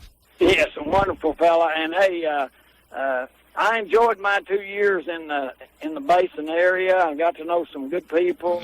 I coached basketball there, boys basketball there for 2 years, and I really enjoyed my time there. And of course now and I know he's probably the competition or the animosity between below the mountain and above the mountain has always hindered Polk County's development in a lot of ways, and it's kind of a shame because we're all Polk Countyans. And but on this Good Government League, you're right. I don't know. I guess I've talked to you before about this, the mowers. Mm-hmm. I asked my uncle one time why he didn't write a book about it, and because he was one of the leaders, he knew probably as much about it as anybody. And, Well, Frank, we want you to come on and do the radio show. We'd like to spend a good 2 hours one day talking about the Good Government League and maybe getting more and more people talking about it. Let me tell Frank, whenever Polk County came up to play Basin one night, I was doing the play-by-play on the PA. I was introducing, and they come up there, and Mr. Crabtree was the principal. hey, I taught there when he was there. All right, I was doing the games on the PA system at that time, and I said, you know, Polk County is like a cow. It's fed in Copper Hill, and it's milked in Benton.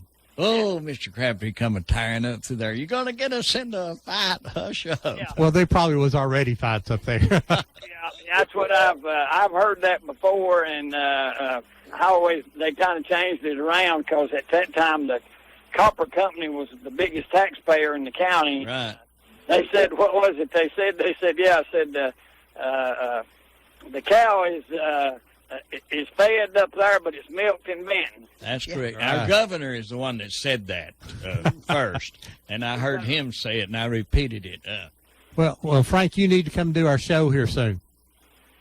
Yes, I'd like to, and like I said, it's I told you about my uncle. I told him he ought to write a book on that era. It had everything. It had been a bestseller because it had mystery, it had violence, it had intrigue in it, and that would have been a bestseller. But I told Ron and his wife there, I said, he told me the reason why he didn't do it because there were some people still alive that would, that would have upset and everything. But it was an interesting time in Polk County history, one that I tried to teach. I taught history for about 40 years in public school, and in this area, when I taught here, I always tried to bring that in, and because a lot of the people's names are the same, I knew they had to be kin to the people involved in it. Oh, there's no doubt about it. Well, we definitely, like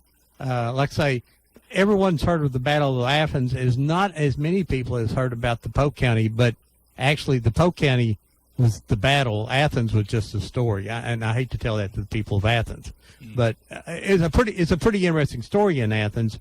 But they weren't people who died, and there weren't explosions, and they threw a piece of dynamite on front of the jail, and they shot some guns. And it was over the next morning. So, well, thank you, Frank, for calling. Bye-bye, Frank. All righty. Thank you. I enjoy your program. Thank you. Bringing that ballot box from Copper Hill and Ducktown down to Benton, and fellas, I could call their names that some of them would drive it, and they're worried about, getting blown away taking that down there. And the thing, I'll tell this, there was election, and there's 2 electricians that I worked with, and I told them, I said, boys, I come by out Zion Hill graveyard last night, and I said, I seen cars I recognized, and I looked, and they had a flashlight there, and I said, I walked over there, and I could hear them talking.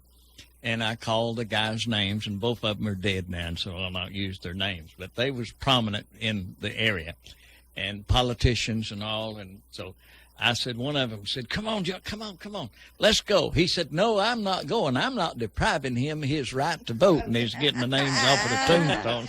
Of course, I got a whooping from them. They both whooped me. Anyway, let's go Morgan. get this caller. Caller, you're live on Old Town Cleveland. Hey, this is RD again. I'm Hey, sorry. you're quite all right, RD. What's going on, buddy? This is fascinating. I've got a good friend who's actually on the opposite side, and I won't use his name. And this is great stuff. Talk about it, all you want. I'm soaking this up. But another thing, if you could touch on, I was here when this happened, was the flood down there. 96. I've got all the movies on that. 90. It included a lot of water. I can tell you that, Jim.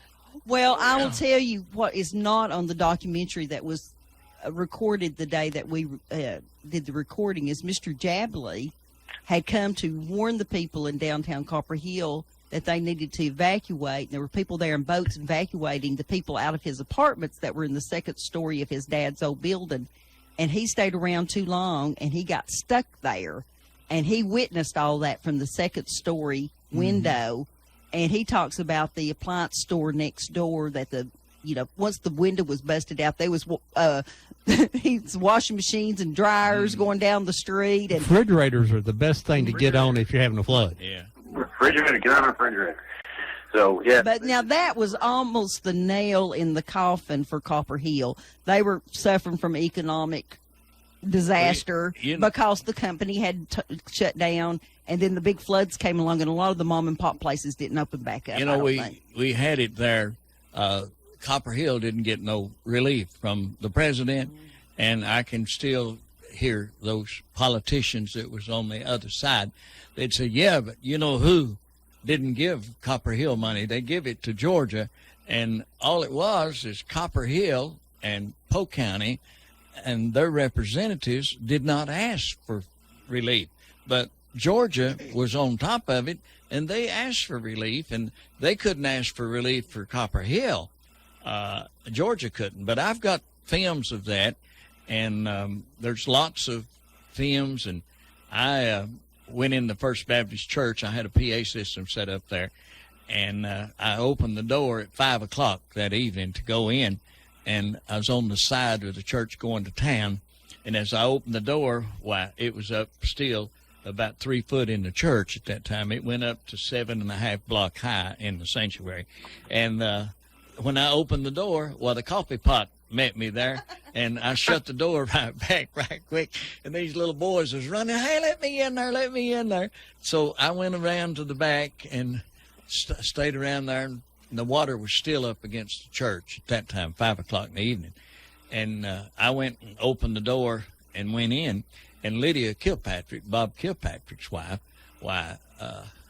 she came in, and I was standing at the pulpit, and the organ, this big pipe organ thing, the console, it was raised up and turned over, and the big grand piano and all that stuff. And I had Bose speakers sitting there where the choir had been working on their musical, and I had the PA system there and everything. And 5 years later, I called Bose Company and told them that my speakers and told them about the flood and they was in it. They told me, said, send me them speakers. And they took and put me the brand new stuff in it and sent it back because they was, checking their speakers, how long it was. But that, if you need some videos of that, you can get a hold of me. My daughter works at the Cleveland Bank. Bank of Cleveland. Okay. Lisa Carroll. She has a job there. I'm not sure she works. They always, electrician, they never see, what you've done, but the light works. Yeah, that's right. I know what you mean. Listen, I hope you're recording this. We are. We sure are. Good. Well, now We hope it works. I hope it worked. I got another. We pushed the record button. This is Whoop. We never know. I got another good story for Okay. you. Okay, I'm gonna drop off and You drop off. Now so you you listen can- to this. Okay. You listen to this. I'll do my best to get to Copper Hill on the 15th. Okay. All righty, sounds good. Back, in the 30s, why, it was just about wide open. The police would do whatever they wanted to and everything. And my uncle and his daddy was going to work at Isabella Roasters. And they come up over the hill, and their car lights shined on this truck there. And this fella was under his truck, and the guy was there with his gun, and had just shot him. And they went on to work. Well, the next night, my uncle didn't go to work, and his daddy went to work, but his daddy was never seen anymore. And so years later, why, everybody speculated, what happened. They said they took and sawed him up and put him in churns and buried him up on the mountains and all that stuff. So the guy that done the shooting, well, one of the boys from Isabella went. This is your lunchtime story. Go ahead. Yeah, he the guy that done the shooting, why, he was in the nursing home, and everything, and he was talking about they're out there trying to get to me, to the people that he had killed and all that stuff. And this fella went and talked with him. He said, "Did you take that fella that you killed and put him in churns and buried him on the mountain?" "No," he said, "we took that," and he put a three-letter word in there, and he said, "Throwed him in the Tennessee River up there at Murphy." He said, "He's fish bait out there for the Hiwassee, out at the Hiwassee." That's where that went. There was a line that that didn't make the documentary that I think now maybe should have put in there. Mr. Brown says, "We didn't think nothing about somebody getting killed up here." Just every day. We didn't think nothing about Let me ask Ken a question here. Ken, you got to preview the documentary to make sure that we didn't say this was Ducktown and that's Copper Hill and get the pictures confused, which we had done a couple of times, but not many. You did well. We did pretty well. For people who might be wanting to come see this, explain to them that this documentary, what thing, it's not about mining. No, it wasn't about mining. Tell the people in your words what you think this does for Ducktown. Okay. Well, again, it is not about the mining in the industry. Like Jimmy shared earlier, there was a documentary several years ago that really did a good job covering that. This is what I would call, everyday life in the basin. Going to school, going to church, what you did, playing ball, social. And, a lot of the story in the basin is no different than the rest of small town America. It is the same. But then you had this backdrop of an area that was very different than our surrounding communities. And because of our economy, everything revolved around the company and the operations there. I think it will, the people that live there, grew up there, I think they're going to enjoy it because it's going to touch these memories that are going to be, close to their heart. But for those that aren't familiar with the basin, I think it's going to, let them know, and this is just my opinion, but at the end of the day, we are not that different.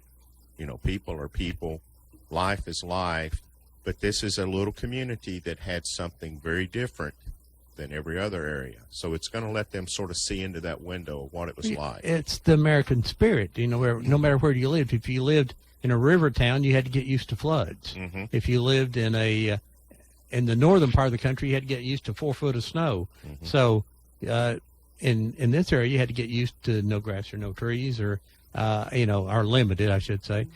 Lisa, let me ask you a question here. The basin, as you grew up, the jobs had started dwindling, and and the economy had slowed. But so when you went to grammar school and high school, how big were your classes? Oh, well, my graduating class was only 52 in my class, and there would probably be maybe 19 in our classroom, Mm-hmm. maybe less than that. But it's like today, some of the girls that I went to high school with, you know, we weren't really hanging out that much then, but we did our class reunion and we started going to dinner every month Right. to plan that. Well, now we are the best of friends, and you know, we are close knit now. So, you know, I don't think there's a lot of people that can say that, you know, the people that they went to school with, you know them all, and you talk to them all like what we had then. You know, I think there's 480 in my senior class. Name them. Well, I know Debbie Morrow Walker because I talked to her last night. So, And, that might be you know. well, let's mention that, folks. We've got a new business up in Charleston, and we really want that community to be vibrant. Well, all the Cherokee history coming through there, and there's a new restaurant. If you know where the Sonic was, you know, that building, some people, a friend of mine has opened that up, remodeled it. It's called Charleston Chew and Barbecue. And they have hamburgers, and they have something called a Big Burger Bubba sandwich, which has a huge pork chop on it and smoked sausage. And I didn't eat it because I'm afraid I would. But the plain old barbecue was good. Barbecue. And they said, yes. She said, and I love greens. Ron doesn't care for them at all. And she brought us out a sample of her greens. And Ron even ate them. They got a little bit of fire to them. They put little pepper in it. Debbie Walker, best known for working at Walker Valley High School. She's the cafeteria manager there.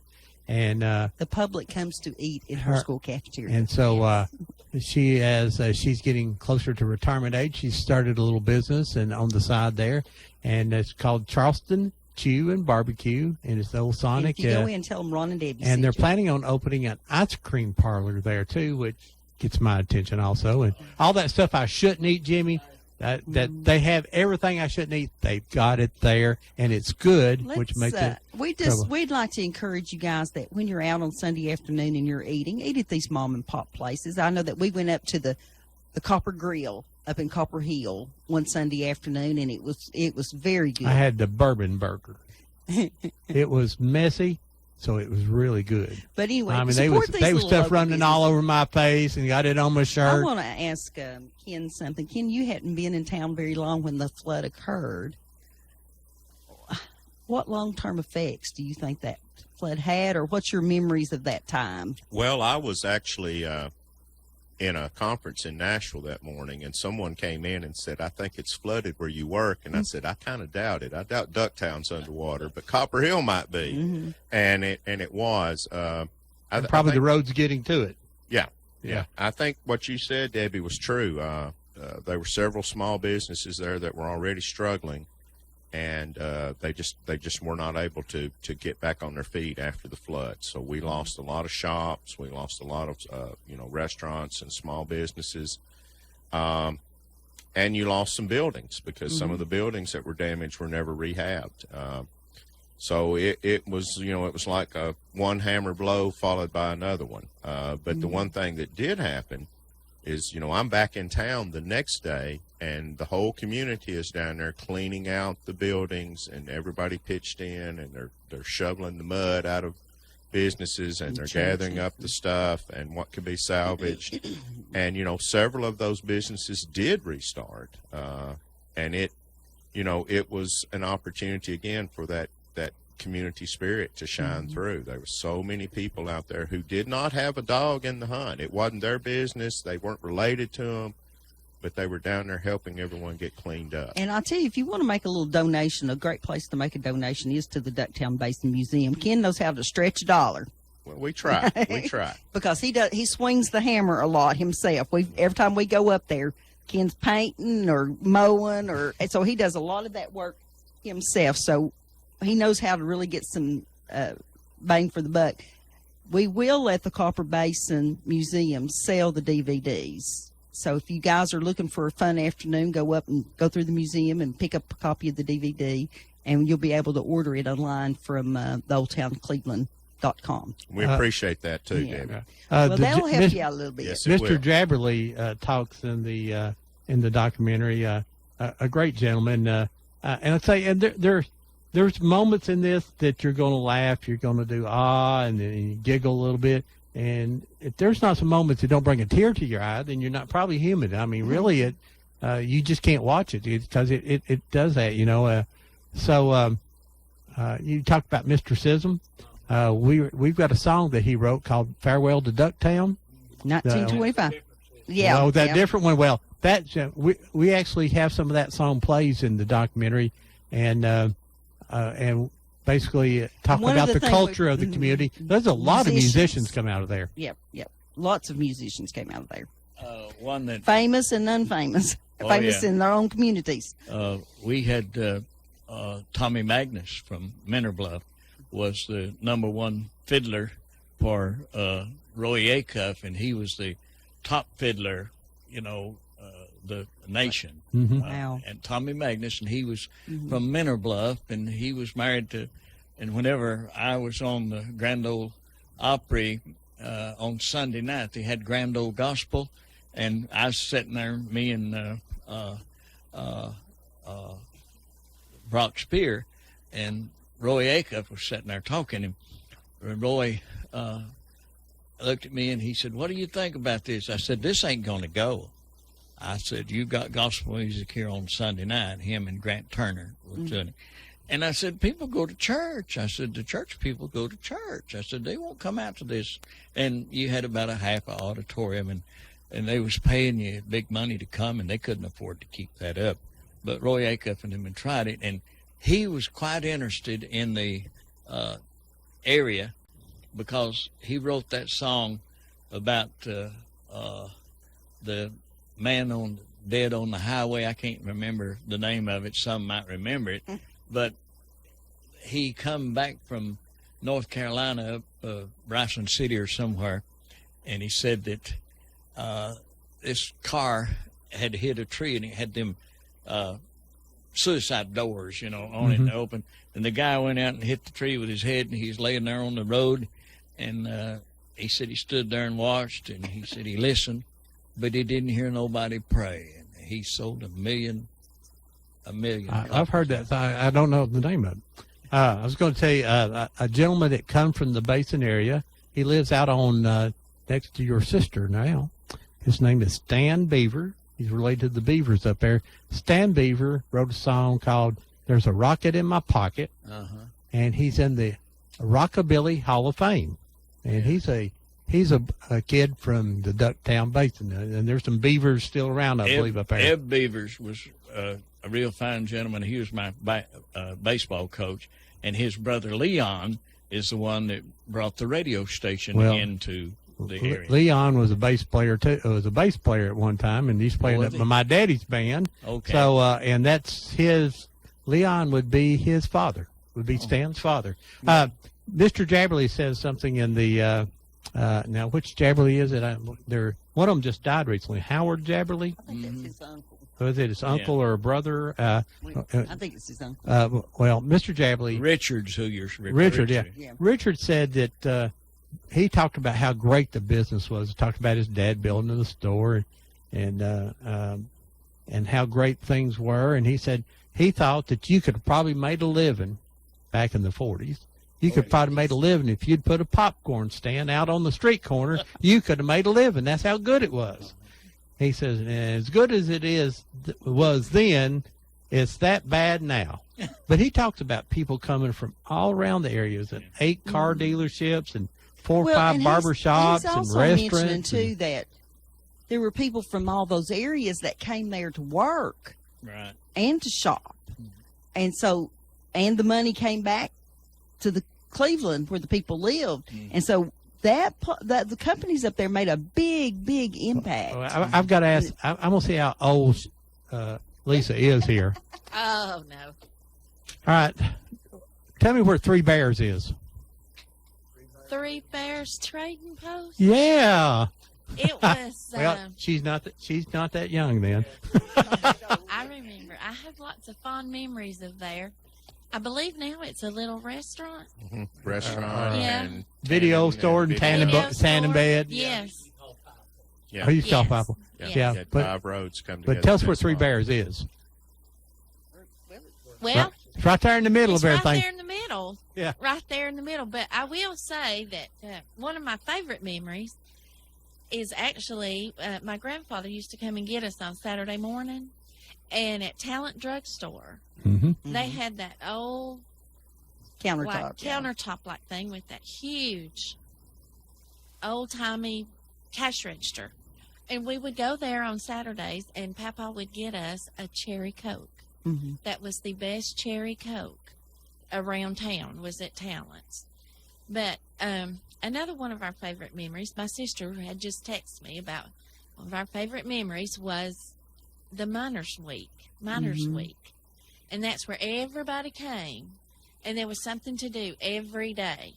And we had parades, and we had a Miners' Queen beauty pageant. I ended up with 2 pictures. 2 pictures of Miners' Week, and I know there was more than that around. Don't do us no good now, Jimmy. Yeah. Did y'all see me shake my fist at Jimmy? Go ahead. Let's get this call here. Go ahead. Caller, you're live on Old Town Cleveland. Everybody knows where the trading post was. It was there at 5 Points. Yeah. There you go. Yeah. Well, on that too, we have a little bit of footage from 1957 that shows a glimpse of the Three Bears, the old Three Bears sign, and then we have some footage when the big road was being built of that area that the Campbell family allowed us to use. And so you will see things when you see it. It's going to bring back lots of memories, and they have a 10-cent apple cider for sale. I remember being there as a kid. I appreciate y'all talking about me, too. This is Stan. Oh, hey, Stan. And we say mostly nice things about you, Stan. I've heard that, mostly nice, yeah. I appreciate the mostly part. I didn't hear that. He said it don't matter what you say about him, just as long as you mention his name. That's right, yeah. There's somebody said, I won't repeat it exactly, but they said Kaz Walker used to do that up in Knoxville. Say, no matter what kind of a person you call me, just say Kaz Walker. So. Yeah. That's a whole show by itself talking about Kaz Walker. He that tooteth not his horn gets his horn not tooted. Is my motto. That's it. You talking about the big blow up down there in 48 too. I was born in 49. You missed it. Yeah, I've heard stories about it. Certain folks told things about it. So I can't remember all of them, or I'd try to tell you some of them. But I just bits and pieces. I remember a man was Bob Barkley. Yes. You know that name? Yes. Oh, yes. I don't know much about him. I just know the name. And they said somebody said David Beckler. I know that name too from somewhere. Was his mother a school teacher down there? Yes. Okay, I can't remember her first name either. Claudia. She was my second grade teacher. His daddy's name was Herb Beckler. Herb. And his mom was Claudia. Claudia. Okay. Yeah, that's right. You're correct. And funny thing is, they had something at school, something or other one night when I was in her class, and my mom and dad and I went there, and they told me that Miss Beckler had taught them when they were kids, and so they grew up the next generation where she taught me then in the second grade, and I've got a picture. I don't know if you guys are interested in it or not. You might be able to take a copy of it. I don't have it on video, but I got a picture of my 5th grade class. It's like a class picture they took. We can make a copy of it, and we would like to have one. Okay, I was just when y'all was talking about that a while ago, I remembered that. If I can dig it out. What year was that? Well, it's 5th grade. I'd have been what? How was I? 10 years old. 9 or 10. 10. 58. So it would have been 59, I guess. I was born in 49. Mm-hmm. Well, I've got my mother's class picture that they made, and it was back in about 35, somewhere Wow. around there. and Professor Beckler was the teacher over at Isabella, and all of the prominent people that lived in Ducktown, like Banjo Presswood's wife Daisy, you know, and the Arps and everybody is on that, and I've got their names and everything, and I gave it to my cousin's family to use for my Uncle Lake's funeral, and I had the master that Grace Long, which grew up in Isabella, and she was a school teacher later, but she's in that picture, and she had given my mother a master copy, and I let them borrow. So what I got back was a copy. Oh, no. I never did get my master, and I am still vexed over that. I can see where that'd be a problem. Yeah, because after a while they don't copy well. And I hate it when Jimmy's vexed. You see, you mentioned the name Arp too. Did you ever know a Blanche Arp over there? There's so many Arps over there, and I'll be 77 my birthday, and if I could see her face, I'd say, yeah, she's yeah, she was in my car. Yes, yeah. Oh, yeah. She and my parents sang together. She was my mother and Blanche sang backup to my dad, and they recorded a record here in Cleveland over at Church of God of Prophecy studio, and I believe it was 57. What was the name of that record? Do you remember? Yeah, I'll think of it here in a minute. Georgia Waltz was one side of it. Georgia Waltz. Georgia Waltz. And now, if it was country, I wouldn't know nothing or anybody because I was strictly gospel. well, this is "Darling I Will" was the other side of that record. It was not. It was country. It was not gospel, but they recorded over at that studio. And it's Church of God of Prophecy. Yes, sir. Back, well, like I said, I was 57. I was just a little kid at the time, but I got to be there and watch them record, and it was fun. Stan, are you going to be there next Sunday? I just found out about it. Tell me more about it. I don't know if I can get there or not, but I'll try. It's going to be at Copper Basin High School at 3 o'clock next Sunday, the 15th, and it's the premiere of the documentary. You'll see lots of folks you know. Copper Basin, is that the one over going toward Benton? No. Go all the way through 64 all the way up to Copper Hill, and it's as you turn towards Copper Hill, it'll be on your right. When you get up there and you see the what's that place there, the hamburger place? See, I can't think. I'm getting sleepy here. Hardee's. Turn right past Hardee's, and you're on Highway 68, and it's down there about half a mile. We're Turn past right again. Jimmy's nap time. Usually I wake up about this time. Oh. I'm not for sure if I can come, but I'd like to. I know that. Okay. Well, we hope to see you there. All right. Thanks for calling. All right. Thank you. Bye-bye. I think something else that folks talk about is that the people that were moved in to work in the plants, that upper educated group, brought their wives with them, and therefore you guys had some really fantastic educators in those small communities. We really educated them too. Yes, I'm sure you did, but you know what I'm saying is that They had that's to something that a lot of people talk about. They had to learn to speak Southern, didn't They had the culture, and whenever we'd say paper poke, they'd look at us like, what in the world's a poke? Yeah. Did you? I sort of said, did you feed them poke salad? But you probably didn't have any poke salad grew up there much, did you? We had poke salad. We didn't have no grass, but we'd have poke salad. Poke salad grow anywhere, won't they? Oh, mercy. Well, you grew the best in the dog lot. But let me With the fertilizer. Before we go off of here, you was talking about Richard Javely, Uh-huh. and his part will be something else because he had written a book Yes. about that, and the Javleys were really fine people, and they came in and they were really an asset and they're to our community. Lebanese. Yeah. And that really surprised me. The community embraced because they were good people. Well- They were embraced, but they also were instrumental as the company. I don't know if the company was involved or not, but established a really big Catholic church there in Mhm. Copper Basin. Well, the mother, And he's very proud of his church. the old man John, the head Yes. man that had all the boys. Mhm. Well, they lived there, and my father had a stroke in 1957, and Mama was across the hall, and Mrs. Jabley, John's wife. Why, Mama was quite upset, a young woman, you know, at that time. And she walked over there to Mama, and she put her arms around her. And she said, "We're praying." So my daddy the community's lived close. another 20 years, and this was a lady that was a Catholic, and we were Baptist, but it didn't matter. It didn't matter. There you go. Done got me here. Yeah. Well, it was about time to go. Ken, give us a summary. Tell us about the museum. When's it open? Monday through Saturday, 10 a.m. to 4:30 p.m. We're on Highway 68 North there in Ducktown.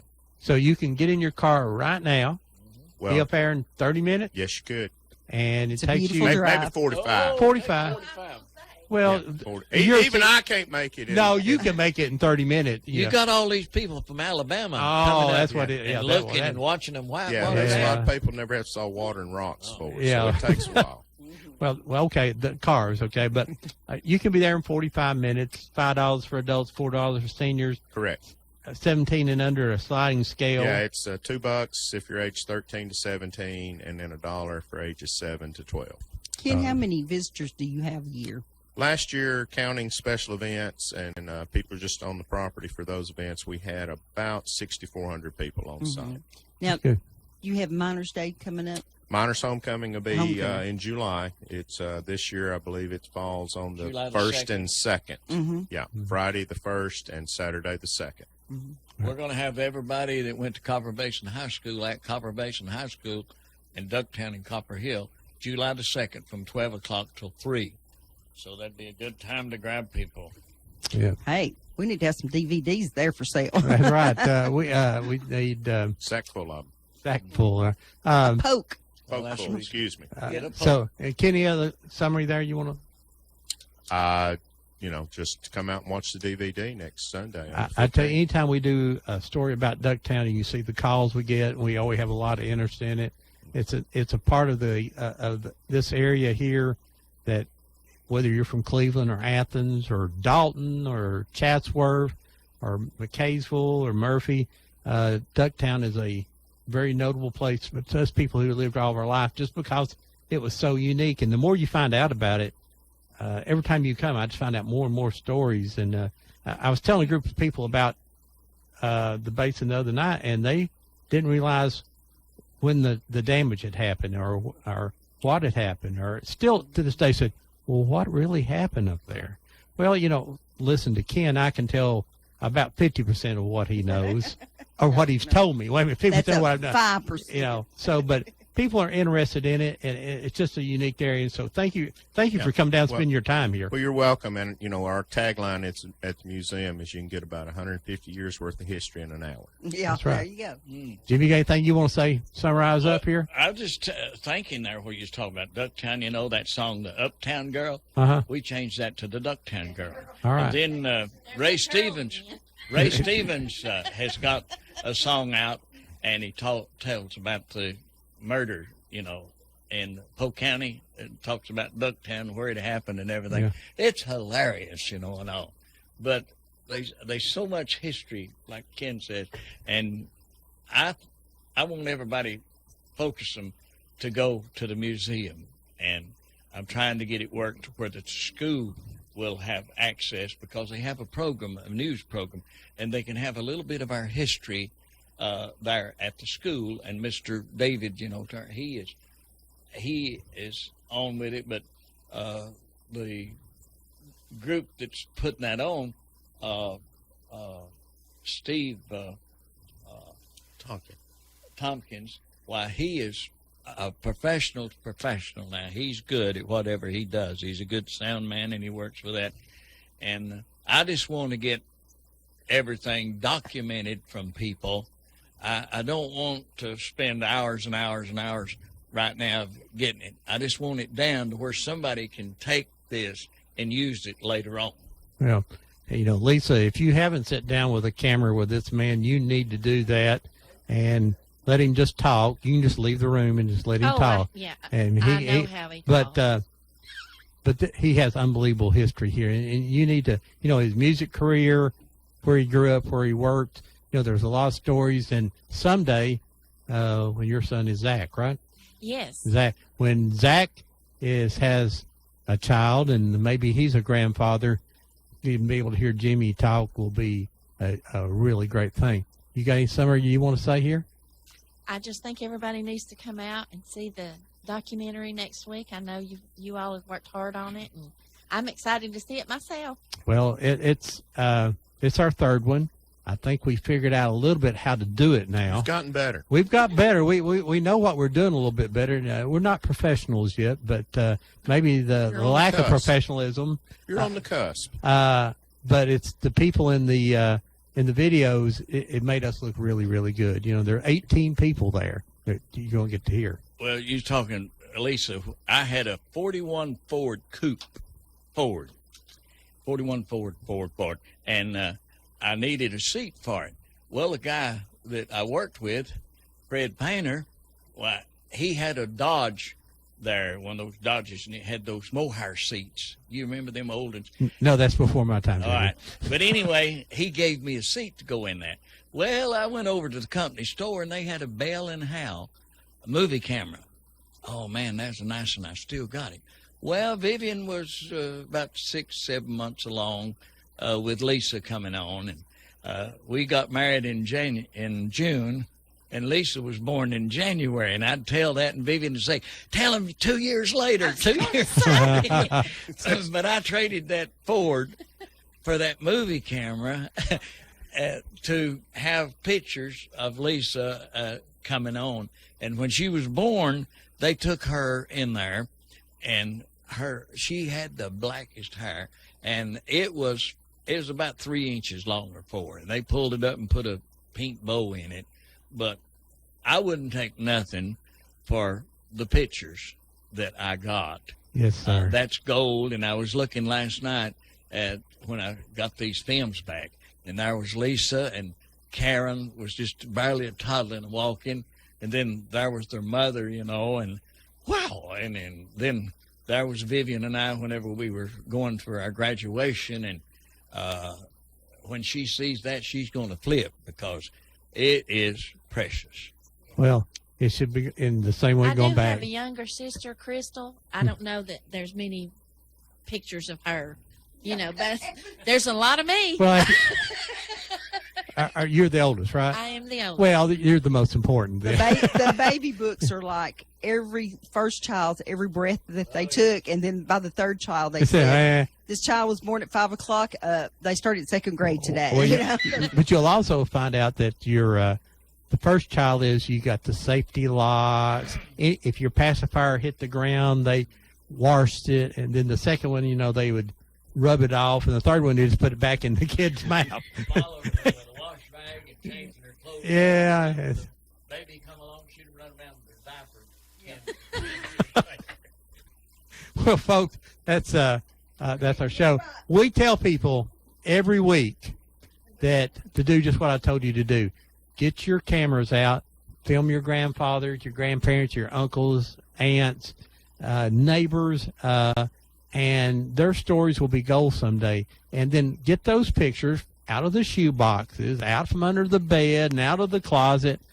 Get them. You can get them scanned now. Put them out on Facebook. You'll be surprised what a picture of an old store, what memories that'll bring back, not to your family, but maybe to everybody's family. My daddy shopped there. That's where I fell off the porch there and broke my arm. If you're a little kid, that's a big moment in your life. But you may remember all those things.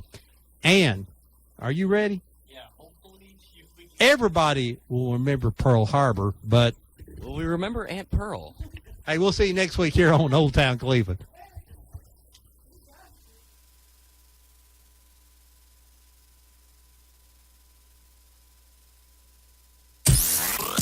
Whoop FM is your hometown oasis. WOOP LP Cleveland.